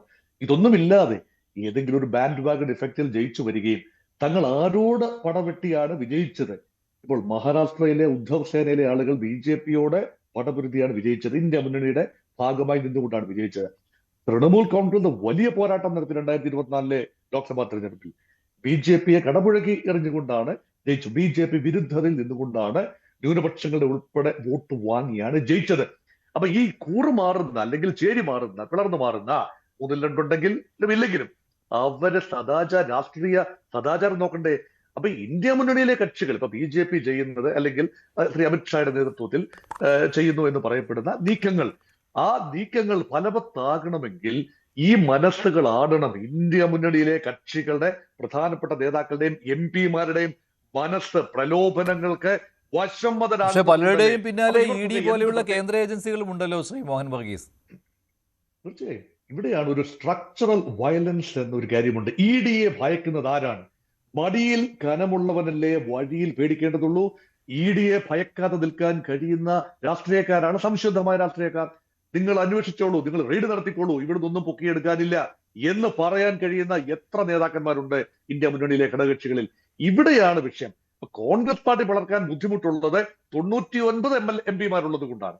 ഒരുപക്ഷെ കോൺഗ്രസ് പാർട്ടിക്ക് 40 MP മാത്രമേ ഉള്ളായിരുന്നു എങ്കിൽ അവിടുന്ന് ഒരു 3-2 അല്ലെങ്കിൽ 4-3 പേരെ ഇളക്കിയെടുക്കാൻ എളുപ്പമാണ്. 10, 28, 30 പേരെ ഇളക്കിയെടുക്കാൻ സാധിക്കും. ഇത് വലിയൊരു നമ്പർ ആയതുകൊണ്ട് ഒരുപക്ഷെ സാധിക്കത്തില്ല. ഏത് റീജിയണൽ പാർട്ടിയും, സകല റീജിയണൽ പാർട്ടിയും, സമാജ്വാദി പാർട്ടിയുടെ ഒക്കെ കാര്യം ഒന്ന് നോക്കൂ. സമാജ്വാദി പാർട്ടിയൊക്കെ കൃത്യമായി ഈ പറയുന്ന യാദവ് രാഷ്ട്രീയം, മുസ്ലിം യാദവ് കോമ്പിനേഷനിൽ BJPക്ക് എതിരെ ജയിച്ചു വന്ന MP-മാരാണ്. 37 പേരുണ്ട്. അവരിലേക്ക് തന്നെയാണ് കണ്ണുകൾ നീളുന്നത്. അതുണ്ടെങ്കിൽ മാത്രമേ 3-2 ഭൂരിപക്ഷം BJP ആഗ്രഹിക്കുന്ന പോലെയുള്ള 3-2 ഭൂരിപക്ഷം സംഘടിപ്പിക്കാൻ അതുണ്ടെങ്കിലേ പറ്റൂ. അപ്പൊ ഇവിടെ പ്രത്യയശാസ്ത്രം ഇവിടെ ഇല്ല. ഇപ്പൊ BJP വിരുദ്ധതയിൽ മാത്രം കെട്ടിപ്പടുത്താൽ ഇത് ഇന്ത്യ മുന്നണി ആവില്ല. കൃത്യമായ ഐഡിയോളജി വേണം. അപ്പൊ ഐഡിയോളജി ഇല്ലാതെ ഒരാൾക്കൂട്ടമായി പാർട്ടികൾ മാറുന്നു. ഏതെങ്കിലും നേതാവിന്റെ പുറകെ പോകുന്നു. മമതയുടെ പുറകെ പോയാൽ നന്ന് എന്ന് കണ്ടുകൊണ്ട് മമത ബാൻഡ് വാഗണിൽ ചാടിക്കരുത്. ഇവരൊക്കെ പല പാർട്ടികളിൽ കയറി ഇറങ്ങി നിന്നവരാണ്. ഈ CPM-ലും കോൺഗ്രസിലും ഒക്കെ ഉണ്ടായിരുന്ന ആളുകൾ തന്നെയാണ് മമതാ ബാനർജിയുടെ തൃണമൂൽ കോൺഗ്രസിലുള്ളത്. അവർക്ക് മെച്ചപ്പെട്ട അവസരം വന്നപ്പോൾ അവർ ചാടിപ്പോയി എന്നതിലേക്ക് മാത്രം ഒതുക്കുന്നു. അതുകൊണ്ട് പുതിയൊരു രാഷ്ട്രീയ സദാചാര കൾച്ചർ ഉണ്ടായില്ല എങ്കിൽ ഇത് സംഭവിക്കും. ഇനി BJP ചെയ്യുന്നത് ശരിയോ? ശ്യാമപ്രസാദ് പറഞ്ഞൊരു കാര്യമുണ്ട്. ഈ ഞങ്ങൾക്ക് ആഗ്രഹിക്കുന്ന കാര്യങ്ങൾ ചെയ്യാൻ കഴിയണം. വെറുതെ 4-5 വർഷം ഭരണം തികച്ചിട്ട് കാര്യമില്ല. പക്ഷേ ശ്രീ ശ്യാമപ്രസാദ് അറിയേണ്ട ഒരു കാര്യമുണ്ട്. ഈ ജനങ്ങൾ നൽകിയ മാൻഡേറ്റ് എന്തിനുള്ള മാൻഡേറ്റ് ആണ്? BJPക്ക് മാൻഡേറ്റ് ലഭിച്ചു. ആ മാൻഡേറ്റിന് ഒത്ത ഒരു പ്രകടനം ചെയ്യുക. അത് കഴിഞ്ഞ് 5 വർഷത്തിന് ശേഷം അല്ലെങ്കിൽ അടുത്ത തെരഞ്ഞെടുപ്പ് വരെ വെയിറ്റ് ചെയ്യുകയും മാൻഡേറ്റ്, ജനകീയ മാൻഡേറ്റ് വാങ്ങി എടുത്തതിന് ശേഷം ആഗ്രഹിക്കുന്ന കാര്യങ്ങൾ ചെയ്തെടുക്കുക. അതായത് അടുത്ത മാൻഡേറ്റ് ലഭിക്കുന്നതിന് മുൻപ് തന്നെ പ്രീവിയസ് മാൻഡേറ്റിനെ ടാമ്പർ ചെയ്തുകൊണ്ട് അങ്ങനെ പോകുന്നത് ധാർമ്മികമായി ശരിയല്ല. ഷാബുവിനുള്ള മറുപടി, ഇത് ജനഹിതത്തിന് ഉതകുന്ന ഒന്നല്ലല്ലോ ഇപ്പോൾ BJP ചെയ്തുകൊണ്ടിരിക്കുന്നത്. മോഹൻ വർഗീസ് സാറ് പറഞ്ഞത് ധാർമ്മികമായും അല്ലെങ്കിൽ അതിൻ്റെ ആ ഒരു ഐഡിയോളജിക്കൽ സിറ്റുവേഷനിൽ കാര്യങ്ങൾ ശരിയാണ്. ആ പറഞ്ഞതിൻ്റെ അകത്ത് വാസ്തവമുണ്ട്. പക്ഷേ സാർ, നമ്മുടെ ജനാധിപത്യത്തിൽ നമ്മുടെ നാട്ടിൽ ധർമ്മയുദ്ധം എന്ന് പറയുന്നൊരു സാധനം ഇന്നില്ല. ഒരു തരത്തിൽ ഈ ധാർമ്മികത എന്ന് പറയുന്ന ഒരു സാധനം ഈ BJPക്കോ അല്ലെങ്കിൽ ഏതെങ്കിലും ഒരു കക്ഷിക്കോ മാത്രമുള്ള സാധനമല്ല. ഈ ധാർമ്മികത എല്ലാവർക്കും ഉള്ളതാണിത്. ധാർമ്മികത ജനറലായിട്ട് എല്ലാവരും ഫോളോ ചെയ്യുന്ന ഒരു സിറ്റുവേഷൻ ആണെങ്കിൽ ഈ പറഞ്ഞത് പ്രായോഗികമാണ്. നേതാക്കൾ വലിയ വായിൽ പറയുകയും ചെയ്യും അല്ലേ ധാർമ്മികത ആവശ്യമാണ് എന്നുള്ള കാര്യം. ഞാൻ പറഞ്ഞല്ലോ, നൈതികത ഇതെന്ന് പറയുന്നത് ഒരു യുദ്ധമാണ്. നമ്മുടെ ജനാധിപത്യം എന്ന് പറയുന്നത് ഒരു യുദ്ധമാണ്. Nothing is wrong in war and love എന്ന് പറയുന്നത് ഇവിടെ ബാധകമാണ്. ഇവിടെ എന്താണ് BJPയെ സംബന്ധിച്ചിടത്തോളം ഉദ്ദേശിക്കുന്നത്? എന്താണ്? കേവലം 5 വർഷത്തിൽ അത് അധികാരത്തിൽ ഇരിക്കുക എന്നതിനേക്കാൾ ഉപരി BJP ഉദ്ദേശിക്കുന്ന കാര്യങ്ങൾ, BJPയുടെ നയങ്ങൾ നടപ്പിലാക്കുക എന്നുള്ളതാണ്. അതിന് വിത്ത് ഹുക്ക് ഓർ ക്രൂക്ക് അതിനുള്ള കാര്യങ്ങൾ അവർ ചെയ്യുന്നു. ഇതാണ് കാലാകാലങ്ങളായി നമ്മുടെ രാഷ്ട്രീയത്തിൽ, നമ്മുടെ രാജ്യത്ത് നടന്നുകൊണ്ടിരിക്കുന്നത്. അല്ലാതെ നമുക്കിപ്പോൾ ഈ ചാനൽ ചർച്ചയിലൊക്കെ വന്നിരുന്ന ധാർമ്മികത എന്നൊക്കെ പറയാം എന്നുള്ളതല്ലാതെ ആ ധാർമ്മികതയൊന്നും പ്രായോഗികമായി നടക്കുന്ന കാര്യമൊന്നും അല്ല സാർ. അത് നമുക്ക് അറിയുകയും ചെയ്യാം. ഇവിടെ നമ്മൾ കാണുന്ന കാര്യങ്ങളുമാണ്. ഇവിടെ ഇപ്പൊ ഈ അതെ, തൽക്കാലം അങ്ങനെ തന്നെയാണ്. അതൊക്കെ അങ്ങനെ തന്നെയാണ്. ഇതേ സനാതന ധർമ്മത്തിൽ തന്നെയാണ് യുദ്ധധർമ്മത്തെ പറ്റിയും പറയുന്നത്. യുദ്ധത്തിൽ വിജയിക്കുക എന്നുള്ളത് തന്നെയാണ് ഏറ്റവും വലുത്. അതും സനാതന ധർമ്മത്തിന്റെ ഭാഗം തന്നെയാണ് സിബി. അതുകൊണ്ട് നിങ്ങൾക്ക് സൗകര്യം പോലെ എടുത്ത് ഉപയോഗിക്കാൻ സാധനമല്ല. അല്ല, നിങ്ങൾക്ക് എന്താ നിങ്ങൾ ഈ പോയി 400-ലേക്ക് എത്തുവാനാണോ ശ്രീ ഷാബു പ്രസാദ്? അല്ല, മുദ്രാവാക്യം വിജയിച്ചില്ല. അല്ല, 400 എന്ന മുദ്രാവാക്യം വിജയിച്ചില്ല. അപ്പോൾ ഈ പറയുന്ന ഏത് വഴിയും അവലംബിച്ചുകൊണ്ട് 400-ലേക്ക് എത്തുക, അത്ര തന്നെ. അങ്ങനെ തന്നെയാണെന്നേ. അത് തന്നെ ചെയ്യുക. നമ്മുടെ രാഷ്ട്രീയം അത് തന്നെയാണ്. ഇവരെ കൊണ്ട് അതിന് കൊള്ളൂല. ഇപ്പൊ ഒരു കാര്യം ഞാൻ പറയട്ടെ, ഈ കണ്ട കാലം മുഴുവനും എങ്ങനെയാണ് ഇവിടെ നടന്നിട്ടുള്ളത്? ഈ രാജ്യത്ത്? അല്ല, അതിലൊരു മാറ്റം വരണ്ടേ? അതിലൊരു മാറ്റം വരുന്നതിന് വേണ്ടിയല്ലേ BJP ഇന്ത്യയും വന്നത്? പക്ഷെ ഈ ചെയ്യുന്നത് ഇത് തന്നെ തുടരുകയാണെങ്കിൽ ജനങ്ങൾ നോക്കിയിരിപ്പുണ്ട് ശ്രീ ഷാബു പ്രസാദ്. തീർച്ചയായിട്ടും ഈ ചെയ്യുന്നത് അൾട്ടിമേറ്റ്ലി രാജ്യത്തിന്റെയും ജനങ്ങളുടെയും നന്മയ്ക്ക് വേണ്ടിയാണ് എന്ന ഒരു ന്യായം BJPക്ക് ഇവിടെ ഉണ്ട്. അതിനിപ്പം അത് മറ്റുള്ളവർ അംഗീകരിക്കുന്നോ ഇല്ലയോ എന്നുള്ള കാര്യം. ഇനി ഇതല്ല, ഇവർക്ക് ഈ പറഞ്ഞ പോലെ ഇവർ ജനങ്ങളെ സമീപിക്കട്ടെ. BJP ഇവിടെ വലിയ അധാർമികത കാണിക്കുന്നു, ഞങ്ങൾ ധർമ്മത്തിന്റെ അങ്ങ് അപ്പോസ്തലന്മാരാണ്, ഞങ്ങളെപ്പോലുള്ള ധർമ്മിഷ്ഠന്മാരെ നിങ്ങൾ മനസ്സിലാക്കൂ എന്ന് പറഞ്ഞ് ജനങ്ങളെ കൺവിൻസ് ചെയ്തിട്ട് ഈ മഹാധർമ്മിഷ്ഠന്മാര് തിരിച്ചു വരട്ടെന്നേ. ശരി, അവസരമുണ്ടല്ലോ. സിബി സത്യൻ, ഈ എതിർപക്ഷത്തെ പ്രതിപക്ഷ പാർട്ടികളിലെ ദൗർബല്യം മുതലെടുക്കുകയാണ് BJP ചെയ്തുകൊണ്ടിരിക്കുന്നത് ഇവിടെ. മഞ്ജുഷ, അതിലേക്ക് പോകുന്നതിന് മുമ്പ് ഞാൻ ശ്രീ മോഹൻ വർഗീസ് സാർ പറഞ്ഞ ഒരു പോയിന്റിന് മറുപടി പറഞ്ഞു തുടങ്ങാം. അദ്ദേഹം പറഞ്ഞത് ഈ രാഷ്ട്രീയ സദാചാരം 100% അംഗീകരിക്കുന്ന ഒരു പോയിന്റാണ്. രാഷ്ട്രീയ സദാചാരം ഉണ്ടാകണം, രാഷ്ട്രീയ നൈതികത ഉണ്ടാവണം. അതില്ലാത്ത ഒരു ചുറ്റുപാടാണ് ഇപ്പോൾ നിലവിലുള്ളത്. പക്ഷെ അതോടൊപ്പം തന്നെ നമ്മൾ പരിഗണിക്കേണ്ട മറ്റൊരു വിഷയം എന്ന് പറയുന്നത് ഈ നമ്മൾ നേരത്തെ ഒരു സംഭവം നോക്കൂ. അതായത്, ഹലോ, കേൾക്കുന്നുണ്ടോ? കേൾക്കാം. അപ്പൊ നമ്മൾ അതിനു മുമ്പ് പറഞ്ഞ ഒരു സംഗതി എന്ന് പറയുന്നത്, നമ്മൾ ഈ നിലവിലെ രാഷ്ട്രീയക്കാരിലെ ഒരുവിധപ്പെട്ട പലരും അധാർമികമായ പ്രവർത്തികളോ അല്ലെങ്കിൽ ED ഭയക്കുന്ന പ്രവർത്തികൾ ഒക്കെ ചെയ്യുന്നുണ്ടായിരിക്കും, ഇല്ലെന്ന് ഞാൻ പറയുന്നില്ല. പക്ഷെ നമ്മൾ EDയുടെ കൺവിക്ഷൻ റേറ്റ് നോക്കിക്കഴിഞ്ഞാൽ നമ്മളെല്ലാവരും പലവട്ടം കണ്ടതാണ്, വളരെ വളരെ ലോ ആണ്. എന്ന് വെച്ച് കഴിഞ്ഞാൽ നിങ്ങൾക്ക് EDക്ക് നിങ്ങളൊരാളിനെ ഈസി ആയിട്ട് അറസ്റ്റ് ചെയ്ത് അകത്തിട്ടിട്ട് 2-3 വർഷം ഇട്ടേക്കാം, ഇട്ട് കഴിഞ്ഞിട്ട് തെളിവില്ല എന്ന് പറഞ്ഞ് പുറത്തു വിടാം. അപ്പോഴേക്ക് അയാളുടെ രാഷ്ട്രീയ ഭാവി അവസാനിച്ചിരിക്കും. ഇങ്ങനൊരു സംവിധാനം, അതായത് വളരെ കൃത്യമായിട്ട് ഒരു മർദ്ദകോപകരണമായിട്ട് അല്ലെങ്കിൽ ഒരു മറ്റുള്ളവരുടെ ഈ പറഞ്ഞ രാഷ്ട്രീയ ഭാവി അവസാനിപ്പിക്കുന്ന ഒരു ഉപകരണമായിട്ട് ഇതുപോലെ കേന്ദ്ര ഏജൻസികളെ യൂസ് ചെയ്യുന്ന ഒരു പ്രവണത BJP വൻതോതിൽ ചെയ്യുന്നുണ്ട്.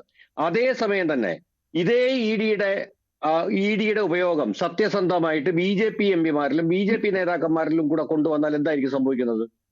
മഹാരാഷ്ട്രയിൽ EDയുടെ ഏറ്റവും വലിയ കുറ്റകൃത്യങ്ങൾ ചെയ്ത ഒരു കേസിൽ പെട്ട ഏകനാഥ് ഷിൻഡെ മുഖ്യമന്ത്രിയാക്കി അവരോധിച്ച് BJP സപ്പോർട്ട് ചെയ്തു. ഈ കക്ഷി ഉദ്ധവ് താക്കറെയുടെ ഒപ്പം ഉറച്ചു നിന്നിരുന്നെങ്കിൽ ഈ ഏകനാഥ് ഷിൻഡെ ഉദ്ധവ് താക്കറെ പക്ഷെ ഉറച്ചു നിന്നിരുന്നെങ്കിൽ ജയിലിലാണ്. അതേസമയം അദ്ദേഹം BJPയുടെ കൂടെ നിന്നപ്പോ അദ്ദേഹത്തെ മുഖ്യമന്ത്രിയാക്കി, ഉപമുഖ്യമന്ത്രിയാക്കി. നിങ്ങൾ ഇതൊക്കെ ജനങ്ങളെ കൺവിൻസ് ചെയ്ത് അധികാരത്തിൽ വന്ന് നരേന്ദ്രമോദിയെ ഇതെല്ലാം ജനങ്ങൾ കണ്ടുകൊണ്ടിരിക്കുന്നതല്ലേ സാറേ ഞാൻ പറഞ്ഞത്. അപ്പൊ ഇങ്ങനെയുള്ള എല്ലാ കാര്യങ്ങളും ചെയ്യുന്നത്, എന്നിട്ട് ഏറ്റവും കൂടുതൽ കോർപ്പറേറ്റ് പണം ഉപയോഗിച്ച്, അതായത് നേരത്തെ പറഞ്ഞ പോലെ ഞങ്ങളുടെ ജനഹിതം, നിങ്ങൾക്ക് 2 വട്ടം ജനഹിതം തന്നതാണെന്നേ. നിങ്ങൾക്ക് രണ്ടാമത്തെ തവണ തന്ന ജനഹിതം എന്ന് പറയുന്ന 3/2 ഭൂരിപക്ഷത്തിന്റേതല്ലായിരുന്നോ? അത് നിങ്ങൾ എത്രമാത്രം വൃത്തികേടായിട്ടാണ് ഉപയോഗിച്ചത് എന്ന് കണ്ടതുകൊണ്ടാണ്. അല്ലല്ല, നിങ്ങൾക്ക് രണ്ടാമത്തെ തവണ തന്ന നിങ്ങൾക്ക് BJPക്ക് മാത്രം തന്ന 303 സീറ്റുകൾ 303 സീറ്റുകൾ എത്ര ഭീകരമായിട്ട് ജനാധിപത്യ വിരുദ്ധമായിട്ടുമാണ് നിങ്ങൾ ഉപയോഗിച്ചതെന്ന അടിസ്ഥാനത്തിലാണ് ഇത്തവണ ജനങ്ങൾ അതിനെ കട്ട് ചെയ്ത് ഡൗൺ ചെയ്തത്. അതുകൊണ്ടാണ് ഒറ്റകക്ഷിയാവാഞ്ഞത്. അതുകൊണ്ടാണ് പൂർണ്ണമായും അധികാരം കിട്ടാഞ്ഞ ഒറ്റകക്ഷിയാവാഞ്ഞത്. 303 സീറ്റിൽ നിന്ന് 240 സീറ്റുകളായിട്ടാണ് നിങ്ങളുടെ കുറയുന്നത്. ശ്രീ ഷാബു പ്രസാദ്, അല്ല, അധികാരമുണ്ട്, പക്ഷെ അത് 100%അല്ല. അധികാരമുണ്ട്. 2014-ലും 2019-ലും ഈ 2024-ലും മത്സരിച്ചത് NDA മുന്നണിയാണ്. BJPയുടെ സീറ്റുകൾ നമുക്ക് പ്രത്യേകം എടുക്കാമല്ലോ. BJPയുടെ സീറ്റുകൾ നമുക്ക് പ്രത്യേകം എടുക്കാമല്ലോ സാറേ. എന്നിട്ട് നിങ്ങൾക്ക് നോക്ക് എത്ര സീറ്റിന്റെ വ്യത്യാസമുണ്ടോ നോക്ക്. അപ്പൊ നിങ്ങൾ മനസ്സിലാക്കേണ്ടത്, നിങ്ങൾക്ക് ഒരു അബ്സല്യൂട്ട് മെജോറിറ്റി ഇലക്ഷനുകളിൽ സീറ്റ് കൂടുകയും കുറയുകയൊക്കെ ചെയ്യും. അൾട്ടിമേറ്റ്ലി ആ മുന്നണിക്ക് ജനപിന്തുണ ഉണ്ടോ? അങ്ങനെയല്ല കാണേണ്ടത്. അങ്ങനെയല്ല ഇനി കാണേണ്ടത്. അല്ലല്ല, ഞാൻ ഒരു സെക്കൻഡ് ഞാൻ ചോദിക്കുന്നത്, അല്ലല്ല, ഞാനൊന്നും ചോദിക്കണ്ട. ഇത് തന്നെയാണ് NDA. അല്ലല്ല, ഞാനൊന്ന് പറഞ്ഞു തീർത്തോട്ടെ മഞ്ജുഷ, ഞാനൊന്ന് പറഞ്ഞു തീർത്തോട്ടെ. ഇല്ല, നിങ്ങൾ സംസാരിച്ചപ്പോ നിങ്ങളും കയറി ഇടപെട്ടല്ലോ.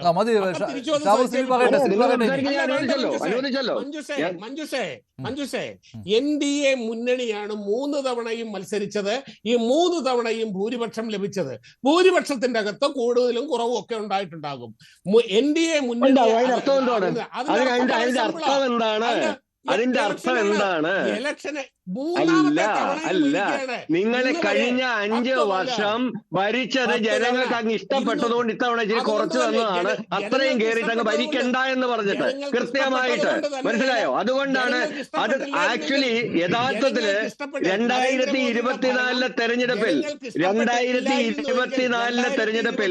രാഹുൽ ഗാന്ധി പ്രധാനമന്ത്രിയാകുമായിരുന്നു ജനങ്ങൾക്ക് ഇഷ്ടപ്പെട്ടില്ലായിരുന്നെങ്കിൽ. നരേന്ദ്രമോദി മൂന്നാമതും അധികാരത്തിൽ ഇരിക്കുന്നത് ജനങ്ങൾക്ക് ഇഷ്ടപ്പെട്ടത് കൊണ്ട് തന്നെയാണ്. തെരഞ്ഞെടുപ്പിൽ ഭൂരിപക്ഷത്തിന് കൂടുതലും കുറവൊക്കെ ഉണ്ടാകും, പക്ഷെ ഭൂരിപക്ഷമുണ്ട്. അവിടെ മെജോറിറ്റിയാണ് പ്രധാനം. 293 സീറ്റ് എന്ന NDAക്കുള്ള അബ്സല്യൂട്ട് മെജോറിറ്റി എവിടെയുണ്ട്? ആ മെജോറിറ്റിക്ക് ഏറ്റക്കുറച്ചിലുകൾ ഉണ്ടാവും. അത് ജനാധിപത്യത്തിലും തെരഞ്ഞെടുപ്പുകളിലും സ്വാഭാവികമാണ്. അല്ലല്ല, അത് നിങ്ങൾ ആഗ്രഹിക്കുന്ന രീതിയിലേക്ക് കാര്യങ്ങൾ ചെയ്യുന്നതിന് വേണ്ടിയുള്ള ഭൂരിപക്ഷത്തിലേക്ക് കൊണ്ടുവരുവാനുള്ള ശ്രമമാണ് ഇപ്പോൾ നടക്കുന്നതും. ശരി, അതെ. അല്ല മഞ്ജുഷ അതിനകത്ത് ഒരു പോയിന്റ് ഞാൻ ആഡ് ചെയ്തോട്ടെ. അതായത് 2026 തെരഞ്ഞെടുപ്പിൽ ആക്ച്വലി ഒരു വലിയ ഭരണവിരുദ്ധ വികാരം ഇന്ത്യയിൽ ഉണ്ടായിരുന്നു. അത് പ്രധാന പ്രതിപക്ഷ കക്ഷിയായ കോൺഗ്രസ് തിരിച്ചറിഞ്ഞില്ല എന്നുള്ളതാണ് യാഥാർത്ഥ്യം. നേരത്തെ മോഹൻ വർഗീസ് സാർ ചൂണ്ടിക്കാണിച്ചതുപോലെ ഇന്ത്യയിലെ ഏറ്റവും കൂടുതൽ പാർലമെന്റ് സീറ്റുകളുള്ള 4-5 സംസ്ഥാനങ്ങളിൽ കംപ്ലീറ്റ് ആയിട്ട് NDA തകർന്നു തരിപ്പണമായി. NDA തകർന്നു തരിപ്പണമായി നമ്മൾ കണ്ടതാണ്. ഭരണവിരുദ്ധ വികാരം ഉണ്ടായിരുന്നുവെങ്കിൽ നരേന്ദ്രമോദി മൂന്നാമതും എങ്ങനെ അധികാരത്തിലിരിക്കുന്നു? ഭരണവിരുദ്ധ വികാരം സിമ്പിളാണ്. കോൺഗ്രസിനെ തിരിച്ചറിയാൻ പറ്റിയില്ലെന്നേ. കോൺഗ്രസിന് തിരിച്ചറിയാൻ പറ്റിയില്ല ഭരണവിരുദ്ധ വികാരം ഉണ്ടെന്നുള്ളത്. അതാണ് കാരണം. സിമ്പിളാണ്.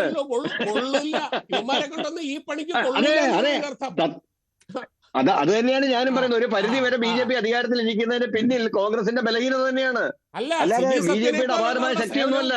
സിബി സത്യനെ പോലെയുള്ളവരുടെ സേവനവും ചെറുതൊന്നുമല്ല കേട്ടോ നരേന്ദ്രമോദിക്ക് കിട്ടുന്നത്. താങ്കളെ പോലുള്ളവരുടെ ഒരൊറ്റ ചാനൽ ചർച്ച മതി BJPക്ക് 100 വോട്ട് അവിടെ കൂടും. അത് കൂടിയാലും സാരമില്ല. നമ്മൾ വളരെ കൃത്യമായിട്ട് ചൂണ്ടിക്കാണിക്കേണ്ട കാര്യങ്ങൾ ചൂണ്ടിക്കാണിക്കാൻ. കാരണം എന്താ വെച്ച് കഴിഞ്ഞാൽ ഈ പറഞ്ഞതുപോലെ സത്യത്തിൽ മോഹൻ സാറ് വിളിച്ചൊന്ന് ആദരിക്കേണ്ടതാണ്. മോഹൻ സാറ് പറഞ്ഞ ഒരു പോയിന്റ് വളരെ ക്ലിയർ ആണ്. ഇന്ത്യയിലെ ഏറ്റവും പ്രധാനപ്പെട്ട 4-5 സംസ്ഥാനങ്ങളിൽ, ഏറ്റവും വലിയ 5 സംസ്ഥാനങ്ങൾ NDA തോറ്റമ്പുകയായിരുന്നു സാറേ. നിങ്ങൾ എന്താ കണക്കാക്കാത്തത്? ദയനീയമായി തകരുകയായിരുന്നു. ആ തകർന്നിട്ട് എന്നിട്ട് അവിടെ എല്ലാം തിരിച്ചു വരികയും ചെയ്തു. അതുകൊണ്ടാണ് അതിനെ അങ്ങനെ കിട്ടിയ ഒരു ജനഹിതത്തെയാണ് ജനാധിപത്യ വിരുദ്ധമായ മാർഗങ്ങൾ ഉപയോഗിച്ച് നിങ്ങൾ അട്ടിമറിക്കാൻ ശ്രമിക്കുന്നത്. എന്നിട്ട് നിങ്ങൾ ധർമ്മത്തെ പറ്റിയിട്ടും ധർമ്മ സംഹിതയെ പറ്റിയിട്ടും ഒക്കെ വാദോരാ സംസാരിക്കുകയും ചെയ്യുന്നു. നിങ്ങൾ ഹൈന്ദവതയെ പറ്റി, ഹിന്ദുത്വത്തെ പറ്റി സംസാരിക്കുന്നു. നിങ്ങൾ എന്തിനോടാണ് നീതി പുലർത്തുന്നത്? നമ്പേഴ്സ് ആണ്. ജനാധിപത്യം എന്ന് പറയുന്നത് ഒരു നമ്പർ ഗെയിം. ശരി, ആ നമ്പർ ഗെയിമിലേക്കാണ്, ആ നമ്പർ ഗെയിം ഉപയോഗിച്ചുള്ള കളികളാണ് ഇപ്പോൾ നടക്കുന്നത്. ശരി, ഞാൻ ഇടപെടുകയാണ്. ശ്രീ ഡോക്ടർ മോഹൻ വർഗീസ്, ഈ കഴിഞ്ഞ ഇടയ്ക്കാണ് ഇന്ത്യ സഖ്യം വീണ്ടും യോഗം ചേർന്നത്. അതിൽ കേന്ദ്ര സർക്കാരിനെതിരെ ഒരുമിച്ച് നിൽക്കുവാൻ തീരുമാനിക്കുകയും ചെയ്തു. പക്ഷേ അതിനുശേഷവും ഇന്ത്യ സഖ്യത്തിലെ പാർട്ടികളെ ഒരുമിച്ച് നിർത്തുവാൻ കഴിയുന്നില്ല എന്നല്ലേ ഇപ്പോഴത്തെ ഈ ഉദ്ധവ് പാർട്ടിയുടെ ഈ ഒരു പിളർപ്പ് സൂചിപ്പിക്കുന്നത്? അങ്ങനെയെങ്കിൽ സമാജ്വാദി പാർട്ടിയെ എങ്ങനെ ഒരുമിച്ച് കൊണ്ടുപോകുവാൻ പാർട്ടി നേതൃത്വത്തിന് കഴിയും? അതുകൊണ്ടല്ലോ അവിടെ അത് ഒരു അച്ചുതണ്ട് ശക്തി എന്ന നിലയിൽ കോൺഗ്രസ് പാർട്ടിക്ക് ദൗർബല്യമുണ്ട്. അവിടുത്തെ മറ്റേ ഭാഗത്തെ, അതായത് NDAയിലെ അച്ചുതണ്ട് ശക്തിയായ ഭാരതീയ ജനതാ പാർട്ടി സ്വന്തമായി പ്രധാന സംസ്ഥാനങ്ങളിലൊക്കെ സ്വന്തമായി ആഴത്തിൽ വേരോട്ടമുള്ള സംഘടനാ സംവിധാനമുള്ള ഒരു കക്ഷിയാണ്. ഭരണം കയ്യിലുള്ളത് ഇൻകംബൻസിയെ എങ്ങനെ അഡ്വാൻറ്റേജ് ആക്കി മാറ്റിയെടുക്കാമെന്ന് ആരും ഭാരതീയ ജനതാ പാർട്ടിയെ പഠിപ്പിക്കേണ്ടതില്ല. പക്ഷെ പ്രതിപക്ഷത്തായി കഴിയുമ്പോൾ അത് തിരിച്ചു ഭരണത്തിൽ വരണമെങ്കിൽ വേണ്ടത് സ്ട്രാറ്റജീസ് ഉണ്ടാവണം, പ്രത്യയശാസ്ത്രപരമായ ക്ലാരിറ്റി ഉണ്ടാവണം, ഒരു ഇച്ഛാശക്തി ഉണ്ടാകണം, താങ്കളുടെ കരങ്ങൾ സംശുദ്ധമാകണം. ഇത്രയും കാര്യങ്ങൾ ഉണ്ടോ എന്ന് ഇന്ത്യ മുന്നണിയിലെ കക്ഷികൾ, കോൺഗ്രസും ഘടകകക്ഷികളും, ഇന്ത്യ മുന്നണിയിലെ ഘടകകക്ഷികളും ആത്മപരിശോധന നടത്തേണ്ട സമയമാണ്. അതിൽ ഒരു കാര്യം മാത്രം രാഹുൽ ഗാന്ധി എടുത്തു പറഞ്ഞു: ഒരുമിച്ച് നിൽക്കേണ്ട സമയമാണ്. ദൗർബല്യങ്ങൾ ഉണ്ടെങ്കിൽ നിങ്ങളുടെ പാർട്ടികളുടെ തന്നെ ഘടകകക്ഷികളെ നോക്കി പറയുകയാണ്, നിങ്ങളുടെ പാർട്ടികളിൽ നിന്ന് തന്നെ വലിയ കൊഴിച്ചിലുണ്ടാകും. ഇത് രാഹുൽ ഗാന്ധിക്ക് തിയററ്റിക്കലി പറയാൻ കഴിയും. പക്ഷെ ഈ കൊഴിച്ചിൽ നിർത്തണമെങ്കിൽ, അല്ലെങ്കിൽ അത് ഒഴിവാക്കണമെങ്കിൽ വേണ്ട രീതിയിലുള്ള തന്ത്രങ്ങൾ മൂർച്ച വരുത്തേണ്ടതുണ്ട്. അതാണ് ഒരു ഡയമെൻഷൻ. പക്ഷെ ഇവിടെ തന്ത്രങ്ങളൊക്കെ മാറ്റി നിർത്തി നമ്മുടെ രാജ്യത്തിന്റെ ഭാവിയെ കുറിച്ച് കൂടി ഒരു നിമിഷം ചിന്തിക്കുന്നത് നല്ലതായിരിക്കും. ശ്രീ മഞ്ജുഷ്, ഇവിടെ കോൺസ്റ്റിറ്റ്യൂഷണൽ ഗവൺമെന്റ് ആണ് നിലവിലുള്ളത്. ഇന്ത്യ മഹാരാജ്യം വൈവിധ്യങ്ങളുടെ കലവറയാണ്. ഇവിടെ ഒരു ഭരണഘടന ഉള്ളതുകൊണ്ടും ഭരണഘടനാപരമായ തത്വങ്ങൾ പാലിക്കപ്പെടുന്നത് കൊണ്ടും, അതായത് പ്രിയാമ്പിളിൽ വ്യക്തമായി പറയുന്നുണ്ടല്ലോ, sovereign socialist secular democratic republic. ഇതിൽ റിപ്പബ്ലിക്കൻ സ്വഭാവത്തിന് മാറ്റം വന്നിട്ടില്ല, സോവറിനിറ്റിക്ക് മാറ്റം വന്നിട്ടില്ല. ഇവിടെ പരമാധികാരം തത്വത്തിലുണ്ട്. പക്ഷെ സോഷ്യലിസ്റ്റ് പ്രിൻസിപ്പിൾ കോംപ്രമൈസ് ചെയ്യപ്പെട്ടു. ഡെമോക്രാറ്റിക് പ്രിൻസിപ്പിൾസ്, ഇത് ജനാധിപത്യത്തെയാണ്, ഇത് ഭൂരിപക്ഷത്തിന്റെ ഒരു നമ്പർ ഗെയിമാണ് ജനാധിപത്യം എന്നത് അംഗീകരിക്കുന്നു. പക്ഷെ കേവലം ഒരു ഗെയിമായി മാത്രം കാണാതെ ജനാധിപത്യത്തിന് അതിൻ്റെതായ ഒരു ചാരുതയുണ്ട്, അതിൻ്റെതായ ഒരു നൈർമല്യമുണ്ട്. അത് മറന്നുകൊണ്ട് കേവലം നമ്പർ ഗെയിമാണ്, അധികാരത്തിൽ തുടരാനുള്ള, അധികാരം അരക്കിട്ടുറപ്പിക്കാനുള്ള, അധികാരത്തിൽ തിരിച്ചെത്താനുള്ള എന്ത് കുൽസിത മാർഗവും ഉപയോഗിക്കാം എന്ന രീതിയിൽ ജനാധിപത്യം അധപ്പതിച്ചു കഴിഞ്ഞാൽ രാജ്യത്തിന്റെ കെട്ടുറപ്പ് തന്നെയാണ്. ഈ വ്യവസ്ഥയിൽ, തെരഞ്ഞെടുപ്പ് കമ്മീഷൻ എന്ന വ്യവസ്ഥയിൽ, ജനാധിപത്യം എന്ന വ്യവസ്ഥയിൽ, തെരഞ്ഞെടുപ്പ് എന്ന വ്യവസ്ഥയിൽ മാറി ചിന്തിക്കുന്ന, ഭരണഘടനയിൽ വിശ്വാസം നഷ്ടപ്പെടുന്ന ഒരു വലിയ വിഭാഗം ആളുകൾക്ക് ഭരണഘടനയിൽ വിശ്വാസം നഷ്ടപ്പെട്ടാൽ യഥാർത്ഥത്തിൽ വലിയ മാറ്റങ്ങളാണ് ഇവിടെ ഉണ്ടാകുക. അവിടെയാണ് ജൻസി പ്രക്ഷോഭം പോലെയുള്ള കാര്യങ്ങൾക്ക് അടിസ്ഥാനപരമായ സാഹചര്യം ഉണ്ടാകുന്നത്. അങ്ങനെയാണ്. ഇപ്പൊ ഞാൻ കോക്രോച്ച് പാർട്ടിയെ കുറിച്ച് മാത്രമല്ല ഈ സംസാരിക്കുന്നത്. പുതിയ പുതിയ പുതിയ ചിന്താധാരകൾ ഉണ്ടാകും. നിലവിലെ ജനാധിപത്യ പ്രക്രിയ പങ്കിലമായി കഴിഞ്ഞാൽ നമ്മൾ ഉദ്ദേശിക്കുന്ന ഒരു പ്രക്രിയ ഉണ്ടല്ലോ, അതിനുവേണ്ടി വോട്ട് രേഖപ്പെടുത്തുന്നു. നമ്മൾ വോട്ട് ചെയ്ത് ജയിച്ച MP അതിനുശേഷം ഇഷ്ടമുള്ളതുപോലെ പ്രവർത്തിക്കുന്നു. കൂറുമാറ്റ നിരോധന നിയമമൊക്കെ ഉണ്ടാക്കി പേരിന് വെച്ചു. പക്ഷെ അതൊക്കെ മറികടക്കാൻ തക്ക രീതിയിലുള്ള പ്രലോഭനങ്ങൾ പണത്തിന്റെ രൂപത്തിലാണെങ്കിലും, അല്ലെങ്കിൽ വിമർശനങ്ങൾ വീഡിയോ അയച്ചുകൊണ്ടുള്ള അന്വേഷണങ്ങളുടെ രൂപത്തിലാണെങ്കിലും, മറ്റ് സമ്മർദ്ദങ്ങളുടെ രൂപത്തിലാണെങ്കിലും വന്നു കഴിയുമ്പോൾ അതിന് പ്രതിരോധം എവിടെയാണ്? അതുകൊണ്ട് ജനാധിപത്യം തകരുന്നു.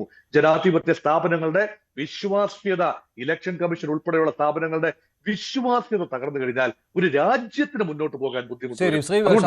അതായത് യുവതലമുറ ഇത് കണ്ടുകൊണ്ടിരിക്കുന്നു എന്നുള്ളതാണ്. ഭരണഘടന തിരുത്തുവാനുള്ള അവകാശത്തിന് വേണ്ടിയാണല്ലോ ഈ പറയുന്ന ഈ പോരാട്ടം. താങ്കൾ പറയുന്നു അതൊരു ധർമ്മയുദ്ധമാണെന്ന്. പക്ഷെ അത് കണ്ടുകൊണ്ടിരിക്കുന്ന ഒരു വലിയ ജനവിഭാഗം വെളിയിലുണ്ട്. അതാണ് ഈ ജൻസികളും ഒക്കെ ഇത്തരത്തിൽ പെരുമാറാൻ തുടങ്ങുന്നത്. ശ്രീ ഷാബു പ്രസാദ്, ഞാൻ പറഞ്ഞല്ലോ, ഈ നമ്മുടെ ഈ ജനാധിപത്യ സംവിധാനത്തിനെ അത് ഒരുപാട് കറക്റ്റ് ചെയ്യപ്പെടേണ്ടതായിട്ടുണ്ട്. അതിൻ്റെ അകത്ത് ഒരുപാട് മാലിന്യങ്ങൾ കടന്നുകൂടിയിട്ടുണ്ട് എന്നുള്ളത് വാസ്തവമാണ്. അത് ആർക്കും നിഷേധിക്കാൻ കഴിയാത്തൊരു കാര്യമാണിത്. അത് ഈ കഴിഞ്ഞ 10-70 വർഷം ഈ രാജ്യം ഭരിച്ച് ഈ രാജ്യത്തെ ജനാധിപത്യത്തിനെ വളരെ അങ്ങേയറ്റം മോശമായ രീതിയിൽ പൊല്യൂട്ട് ചെയ്ത, അട്ടിമറിച്ച ഇവിടുത്തെ കോൺഗ്രസ് പാർട്ടിക്ക്. പക്ഷെ അത് തന്നെയാണല്ലോ തുടരുന്നത്. താങ്കൾ പറഞ്ഞത് വർഷങ്ങളായി തുടരുന്ന പ്രക്രിയയാണ്. അപ്പോൾ BJP ചെയ്യുമ്പോൾ മാത്രം എന്തിന് അതിനെ കുറ്റപ്പെടുത്തുന്നു എന്ന്? BJP ചെയ്യുകയാണെങ്കിൽ പിന്നെ പഴയ കാര്യങ്ങൾ തുടർന്നുകൊണ്ടേയിരിക്കുകയാണ്. അതെ, ഞാൻ അതിലേക്കാണ് വരുന്നത്. ഇത്രയധികം പൊല്യൂട്ടഡായി മലിനപ്പെട്ട് ടോട്ടലി പ്രശ്നമായി കിടക്കുന്ന ഒരു ജനാധിപത്യത്തിൽ ഒരു പാർട്ടിക്ക് ഒരു സുപ്രഭാതത്തിൽ ഈ കാര്യങ്ങളെ മാറ്റിമറിക്കാൻ കഴിയില്ല. അത് മാറ്റണമെന്നുണ്ടെങ്കിൽ എത്ര കാലമെടുത്താണോ ഇത് ചെയ്തത്, ഏതാണ്ട് അത്രയും കാലം തന്നെ അതിനു വേണ്ടി വരും. അതിനുവേണ്ടി സിസ്റ്റം ചേഞ്ച് ചെയ്യേണ്ടി വരും.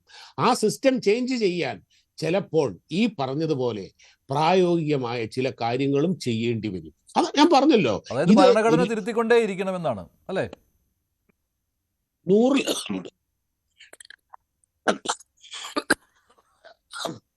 100-ലധികം പ്രാവശ്യം തിരുത്തപ്പെട്ട ഭരണഘടനയല്ലേ നമ്മുടെ.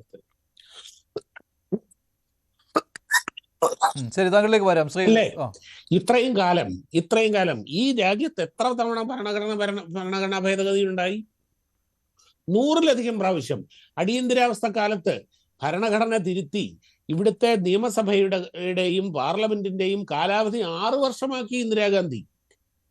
തിരുത്തിയിട്ട് തന്നെ ഈ രാജ്യത്ത് അടിയന്തരാവസ്ഥ ഉണ്ടായത് എങ്ങനെയാണ്? ഈ രാജ്യത്ത് 100 കണക്കിന് തെരഞ്ഞെടുക്കപ്പെട്ട സർക്കാരുകളെ പിരിച്ചുവിടപ്പെട്ടത് എങ്ങനെയാണ്? അതുമായിട്ടൊക്കെ കമ്പയർ ചെയ്യുമ്പം നമ്മുടെ ഇന്നത്തെ അവസ്ഥയൊക്കെ എത്രയോ ഭേദമാണ്. ഇന്ദിരാഗാന്ധി എന്ന് പറയുന്ന ഒരൊറ്റ വ്യക്തി ഇവിടെ കാണിച്ചു കൂട്ടിയ ജനാധിപത്യ വിരുദ്ധതയായിട്ട് കമ്പയർ ചെയ്യുമ്പോൾ ഇപ്പോ ഒന്നും നടക്കുന്നില്ല. അതായത് തന്ത്രങ്ങൾ ഉപയോഗിക്കുന്നുണ്ട് സർക്കാർ. അതായത് ജനഹിതത്തിന് വേണ്ടി, ജനങ്ങളുടെ നന്മയ്ക്ക് വേണ്ടി, രാജ്യ നന്മയ്ക്ക് വേണ്ടി തന്ത്രങ്ങൾ ഉപയോഗിക്കുന്നുണ്ട്. ആ തന്ത്രങ്ങളെ എങ്ങനെ വേണം വ്യാഖ്യാനിക്കാം. ഇത് ശരിയാണോ തെറ്റാണോ എന്നുള്ളത്, അതിൻ്റെ അൾട്ടിമേറ്റ് ഇന്റൻഷൻ ശരിയാണ് എന്നുള്ളത് കൊണ്ട് തന്നെ ഈ മാർഗവും ശരിയാണ്. ലക്ഷ്യമാണ് ഇവിടെ പ്രധാനം, മാർഗമല്ല. ലക്ഷ്യവും മാർഗവും 100% ധാർമ്മികമായ മാർഗത്തിൽ കൂടെ തന്നെ ധാർമ്മികമായ ലക്ഷ്യങ്ങളെ നേടുക എന്നുള്ളത് ഐഡിയലി ശരിയാണ്. പക്ഷെ പ്രായോഗികമായി പലപ്പോഴും പലതും വേണ്ടി വരും. അതാണ് BJP പറഞ്ഞില്ല. ഇപ്പം ഇതിനൊന്നും പോകേണ്ട കാര്യമില്ലല്ലോ. BJPക്ക് ഭരിക്കാനുള്ള മാൻഡേറ്റ് ഉണ്ട്. 5 വർഷം സുഖമായിട്ട് ഭരിക്കാനുള്ള ജനവിധിയുണ്ട്. അങ്ങോട്ട് ഭരിച്ചിരുന്ന് മറ്റൊരു കാര്യമുണ്ട് കേട്ടോ. നമ്മൾ ഈ തുടക്ക സമയത്ത് BJP 293 BJP അല്ല NDA 293 അംഗ സംഖ്യയുമായിട്ട് അധികാരത്തിലെത്തിയപ്പോൾ ഈ കൂടെ നിൽക്കുന്നവർ പിന്തുണ പിൻവലിക്കാൻ സാധ്യതയുണ്ട്, ഏത് സമയവും വേണമെങ്കിൽ സർക്കാർ വീഴാം എന്നൊക്കെ രീതിയിലുള്ള വിലയിരുത്തലുണ്ടായിരുന്നു. പക്ഷേ സംഭവം തിരിച്ചാണ് ഉണ്ടായത്. ഇപ്പോൾ അംഗസംഖ്യ കുറയുന്നത് പ്രതിപക്ഷ സഖ്യത്തിനാണ്, ഇവിടെ കൂടിക്കൊണ്ടേയിരിക്കുകയാണ്. ഞാന്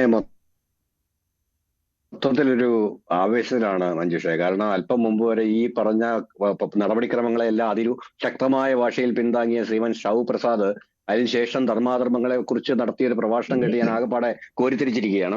അപ്പം അതുകൊണ്ട് അദ്ദേഹം ഈ പറഞ്ഞു വെച്ച ഒരു പോയിന്റ് എന്ന് പറയുന്നത്, ശരിക്കും പറഞ്ഞാൽ പണ്ട് കോൺഗ്രസ് തുടങ്ങി വെച്ച ഈ പരിപാടി BJP അതിനകത്തൂടെ കടന്ന് ഈ പറഞ്ഞ പോലെ നമ്മുടെ എന്താ പറയുന്നത്, ഈ നൂലിന്റെ സൂചി കടത്തുന്ന സ്ഥലത്തൂടെ കടന്ന് സ്വർഗത്തിൽ പോകുന്നു എന്നൊക്കെ പറയുന്ന പോലുള്ളൊരു സംഭവത്തില് ആ ഒരു പ്രോസസ്സാണ് BJP നടത്തുന്നത്. അതിനുശേഷം ജനാധിപത്യത്തിന്റെ സ്വർഗരാജ്യമായിരിക്കും ഇന്ത്യയിൽ എന്നൊക്കെയാണ് അദ്ദേഹം പറഞ്ഞു വെക്കുന്നതെന്ന് എനിക്ക് തോന്നുന്നു. അത് ഞെട്ടിക്കുന്ന സംഗതിയാണ്. പക്ഷെ എന്ത് പറഞ്ഞാലും ഞാനൊരു ഒറ്റ കാര്യം പറയാതെ, ഇന്ത്യയിൽ ജനാധിപത്യം സംരക്ഷിക്കണമെങ്കിൽ, അങ്ങനെ സംരക്ഷിക്കണമെന്ന് BJPക്ക് ആഗ്രഹമുണ്ടെങ്കിൽ BJP ആദ്യം ചെയ്യേണ്ടത് ശക്തമായ ഒരു ആന്റി ഡിഫെക്ഷൻ ലോ കൊണ്ടുവരികയാണ് ചെയ്യേണ്ടത്.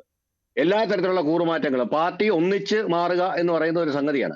അതല്ലാതുള്ള എല്ലാ കൂറുമാറ്റങ്ങളെയും അതിശക്തമായി നിരോധിക്കുകയും അങ്ങനെ കൂറുമാറുന്നവരെ ഏതെങ്കിലും തരത്തിൽ പിന്നീട് ലോക്സഭയിലും നിയമസഭയിലും മത്സരിക്കാൻ പറ്റാത്ത രീതിയിൽ ബാൻ ചെയ്യുക എന്നൊരു സമ്പ്രദായം കൊണ്ടുവരാതെ ഇന്ത്യയിൽ കൂറുമാറ്റം അവസാനിക്കില്ല. അതിന് ധൈര്യം BJPക്ക് ഉണ്ടെങ്കിൽ BJPക്ക് ചെയ്യട്ടെ. അതിന് പകരം അവർ ഈ സിസ്റ്റത്തിലെ ഏറ്റവും വലിയ ലൂപ്പ് ഹോൾ ഉപയോഗപ്പെടുത്തിയിട്ട് ഏറ്റവും കൂടുതൽ പാർട്ടികളെ പിളർത്തി ജനാധിപത്യത്തെ ആകപ്പാടെ അട്ടിമറിച്ച് സ്വന്തം ഭൂരിപക്ഷം വളരുകയാണോ? പാർട്ടി വളരുന്നത് ആ പാർട്ടി വളരാൻ തയ്യാറായത് കൊണ്ടാണ്. അല്ലാതെ ഒരു പാർട്ടിയെ പിളർത്താൻ പറ്റുമോ? ആ പാർട്ടി അവിടുത്തെ അങ്ങനെയല്ല സാറേ, അങ്ങനെയല്ല സാറേ. മഹാരാഷ്ട്ര സംഭവിച്ച എനിക്ക് വളരെ കൃത്യമായിട്ട് അറിയാം. കാരണം ഏകനാഥ് ഷിൻഡെയ്ക്ക് 2 ചോയ്സേ ഉണ്ടായിരുന്നുള്ളൂ, ഒന്നുകിൽ മുഖ്യമന്ത്രി പദം അല്ലെങ്കിൽ ജയിൽ. മനസ്സിലായോ? അദ്ദേഹത്തിന് കൃത്യമായ ഒരു മാൻഡേറ്റ് കൊടുത്തു, എത്ര പേരെ വേണമെങ്കിലും കൊണ്ടുവന്നോളൂ, ചോദിക്കുന്ന പൈസ കിട്ടും എന്നുള്ളത്. അങ്ങനെ തന്നെയാണ് സംഭവിച്ചത്. അതിനകത്ത് നമുക്ക് ഇതൊന്നും പറയുന്നതിനകത്ത് അല്ലല്ലോ. ഇതിനെ നമ്മൾ ചരിത്രവൽക്കരിക്കാൻ ശ്രമിച്ചാലും ഇതൊന്നും അങ്ങനെ ആവത്തില്ല. അങ്ങനെയൊന്നും ആവത്തില്ല. അല്ലല്ലേ, ഇത് ഫോർ സെയിൽ അല്ലല്ലോ. അതായത് ഇതിനകത്ത് 2-3 പേർക്ക് കൃത്യമായിട്ട് പിടി വീഴും എന്നൊരു സംഭവം വന്നു. അപ്പം അവരെ സംബന്ധിച്ചിടത്തോളം ഫോർ സെയിലിനേക്കാൾ ഉപരിയായിട്ട് ജയിലിൽ പോകാതിരിക്കുക എന്നുള്ളതാണ് പലരുടെയും പ്രധാനപ്പെട്ട സംഗതി. അവിടെ ഒരു വലിയ വാഷിംഗ് മെഷീൻ ഇരിപ്പുണ്ട്. ആ വാഷിംഗ് മെഷീന്റെ പേര് ഭാരതീയ ജനതാ പാർട്ടി എന്നാണ്. മനസ്സിലായോ? അപ്പൊ എടുത്ത് എങ്ങനെ എല്ലാ കറകളോടും കൂടിയിട്ട് എടുത്ത് അതിനകത്ത് ചാടുക, അത് അലക്കി വെളുപ്പിച്ച് നമ്മളെ കരക്കെത്തിക്കും. അതോടെ പിന്നെ നമുക്ക് യാതൊരു പ്രശ്നവുമില്ല. ശത്രുക്കളുടെ ദൗർബല്യങ്ങൾ ഉപയോഗിക്കും സിബി. അതാണ് യുദ്ധം എന്ന് പറയുന്നത്, അതാണ് വാർ എന്ന് പറയുന്നത്. യുദ്ധം കഴിഞ്ഞു, ഇലക്ഷൻ കഴിഞ്ഞപ്പോ യുദ്ധം കഴിഞ്ഞു, പിന്നെ മാൻഡേറ്റ് ആയി, പിന്നെ നിങ്ങൾ സർക്കാർ ജനങ്ങളുടെ സർക്കാരാണ്. മനസ്സിലായോ? അപ്പൊ ജനങ്ങളുടെ സർക്കാർ നിലയിലാണ് അതിനെ കാണേണ്ടത്. അല്ലാതെ അതിന് പകരം ഹൂക്കാൻ കുറുക്ക്, സാർ നേരത്തെ പറഞ്ഞ അതേ വാക്ക് ഞാൻ ആവർത്തിക്കുന്നു, ഹൂക്കാൻ കുറുക്ക് വഴി ഈ പറഞ്ഞ പോലെ ജനാധിപത്യത്തെ അട്ടിമറിക്കുക എന്ന് പറയുന്ന ആത്യന്തികമായിട്ട് നിങ്ങൾ ഇന്ത്യയോടും ഇന്ത്യയുടെ പരമാധികാരത്തോടും ഇന്ത്യയുടെ ജനതയോടും ചെയ്ത ചതിയാണ്. ജനാധിപത്യത്തിൽ കാര്യങ്ങൾ തീരുമാനിക്കുന്നത് നമ്പേഴ്സ് ആണ്. ആ നമ്പേഴ്സ് അച്ചീവ് ചെയ്യാൻ ഹുക്ക് ആൻഡ് ക്രൂക്ക് ഉപയോഗിച്ചിട്ടുണ്ട്. സാറേ നിങ്ങളുടെ കക്ഷിയെ കൊണ്ടുവരൂ, നിങ്ങൾക്കൊരു കക്ഷിയെ കൊണ്ടുപോവാ, നിങ്ങൾ അപ്പുറത്തൊരു കക്ഷിയെ അടർത്തിയെടുത്ത് ഇപ്പുറത്ത് കൊണ്ടുപോവാ. അതിന് പകരം നിങ്ങൾ ഇന്ത്യ സഖ്യം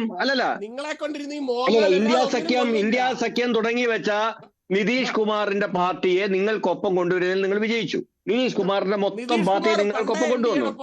അത് വളരെ അതിനെ ആരെങ്കിലും എതിർത്തിട്ടുണ്ടോ? അതിനെ ഇന്നേ വരെ ആരെങ്കിലും എതിർത്തിട്ടുണ്ടോ? ഏതെങ്കിലും ചർച്ചയിൽ ആരെങ്കിലും അതിനെ വിമർശിച്ചിട്ടുണ്ടോ?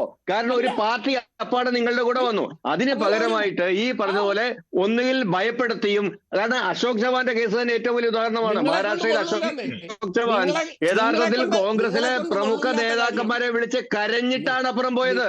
നിങ്ങളെ കൊണ്ട് കൊള്ളില്ലാത്ത കാര്യം BJP അന്തസ്സായിട്ട് ചെയ്യും. ശരിയാണ്. ഇത് ഇത് തുടരുകയും എങ്ങനെയാണ് ചെയ്യും. വരും സാധാരണ ദിവസങ്ങളിൽ മനുഷ്യന്മാര്? കൂടുതൽ നിങ്ങളെ കൊണ്ടിരുന്ന് കൂടുതൽ മോങ്ങാനേ കൊള്ളുള്ളൂ. തീരുമാനങ്ങൾ ഭീഷണിപ്പെടുത്തിയാൽ എന്ത് ചെയ്യും? കാണാനിരിക്കുന്നതേ ഉള്ളൂ. അങ്ങനെ നിങ്ങളെ കൊണ്ട് 360 എന്ന മൂന്നിൽ മോങ്ങാനേ 2 കൊള്ളുള്ളൂ. ഭൂരിപക്ഷം ലോക്സഭയിൽ ഉറപ്പിക്കുവാനുള്ള നീക്കങ്ങൾ BJP തുടരുക തന്നെ ചെയ്യും. അതിലിപ്പോൾ ഏറ്റവും അവസാനം വന്നു നിൽക്കുന്നത് ഈ ഉദ്ധവ് ശിവസേനയുടെ പിളർപ്പാണ്. നന്ദി. ചർച്ചയിൽ പങ്കെടുത്ത എല്ലാവർക്കും. പാർട്ടികളെ പിളർത്തൽ 3ൽ 2 ഭൂരിപക്ഷം നേടാൻ NDAക്ക് ആകുമോ? ആകുമെന്ന് 54% പ്രേക്ഷകർ, ഇല്ല എന്ന് 43%. വേണ്ടി അവസാനിക്കുന്നു. നന്ദി.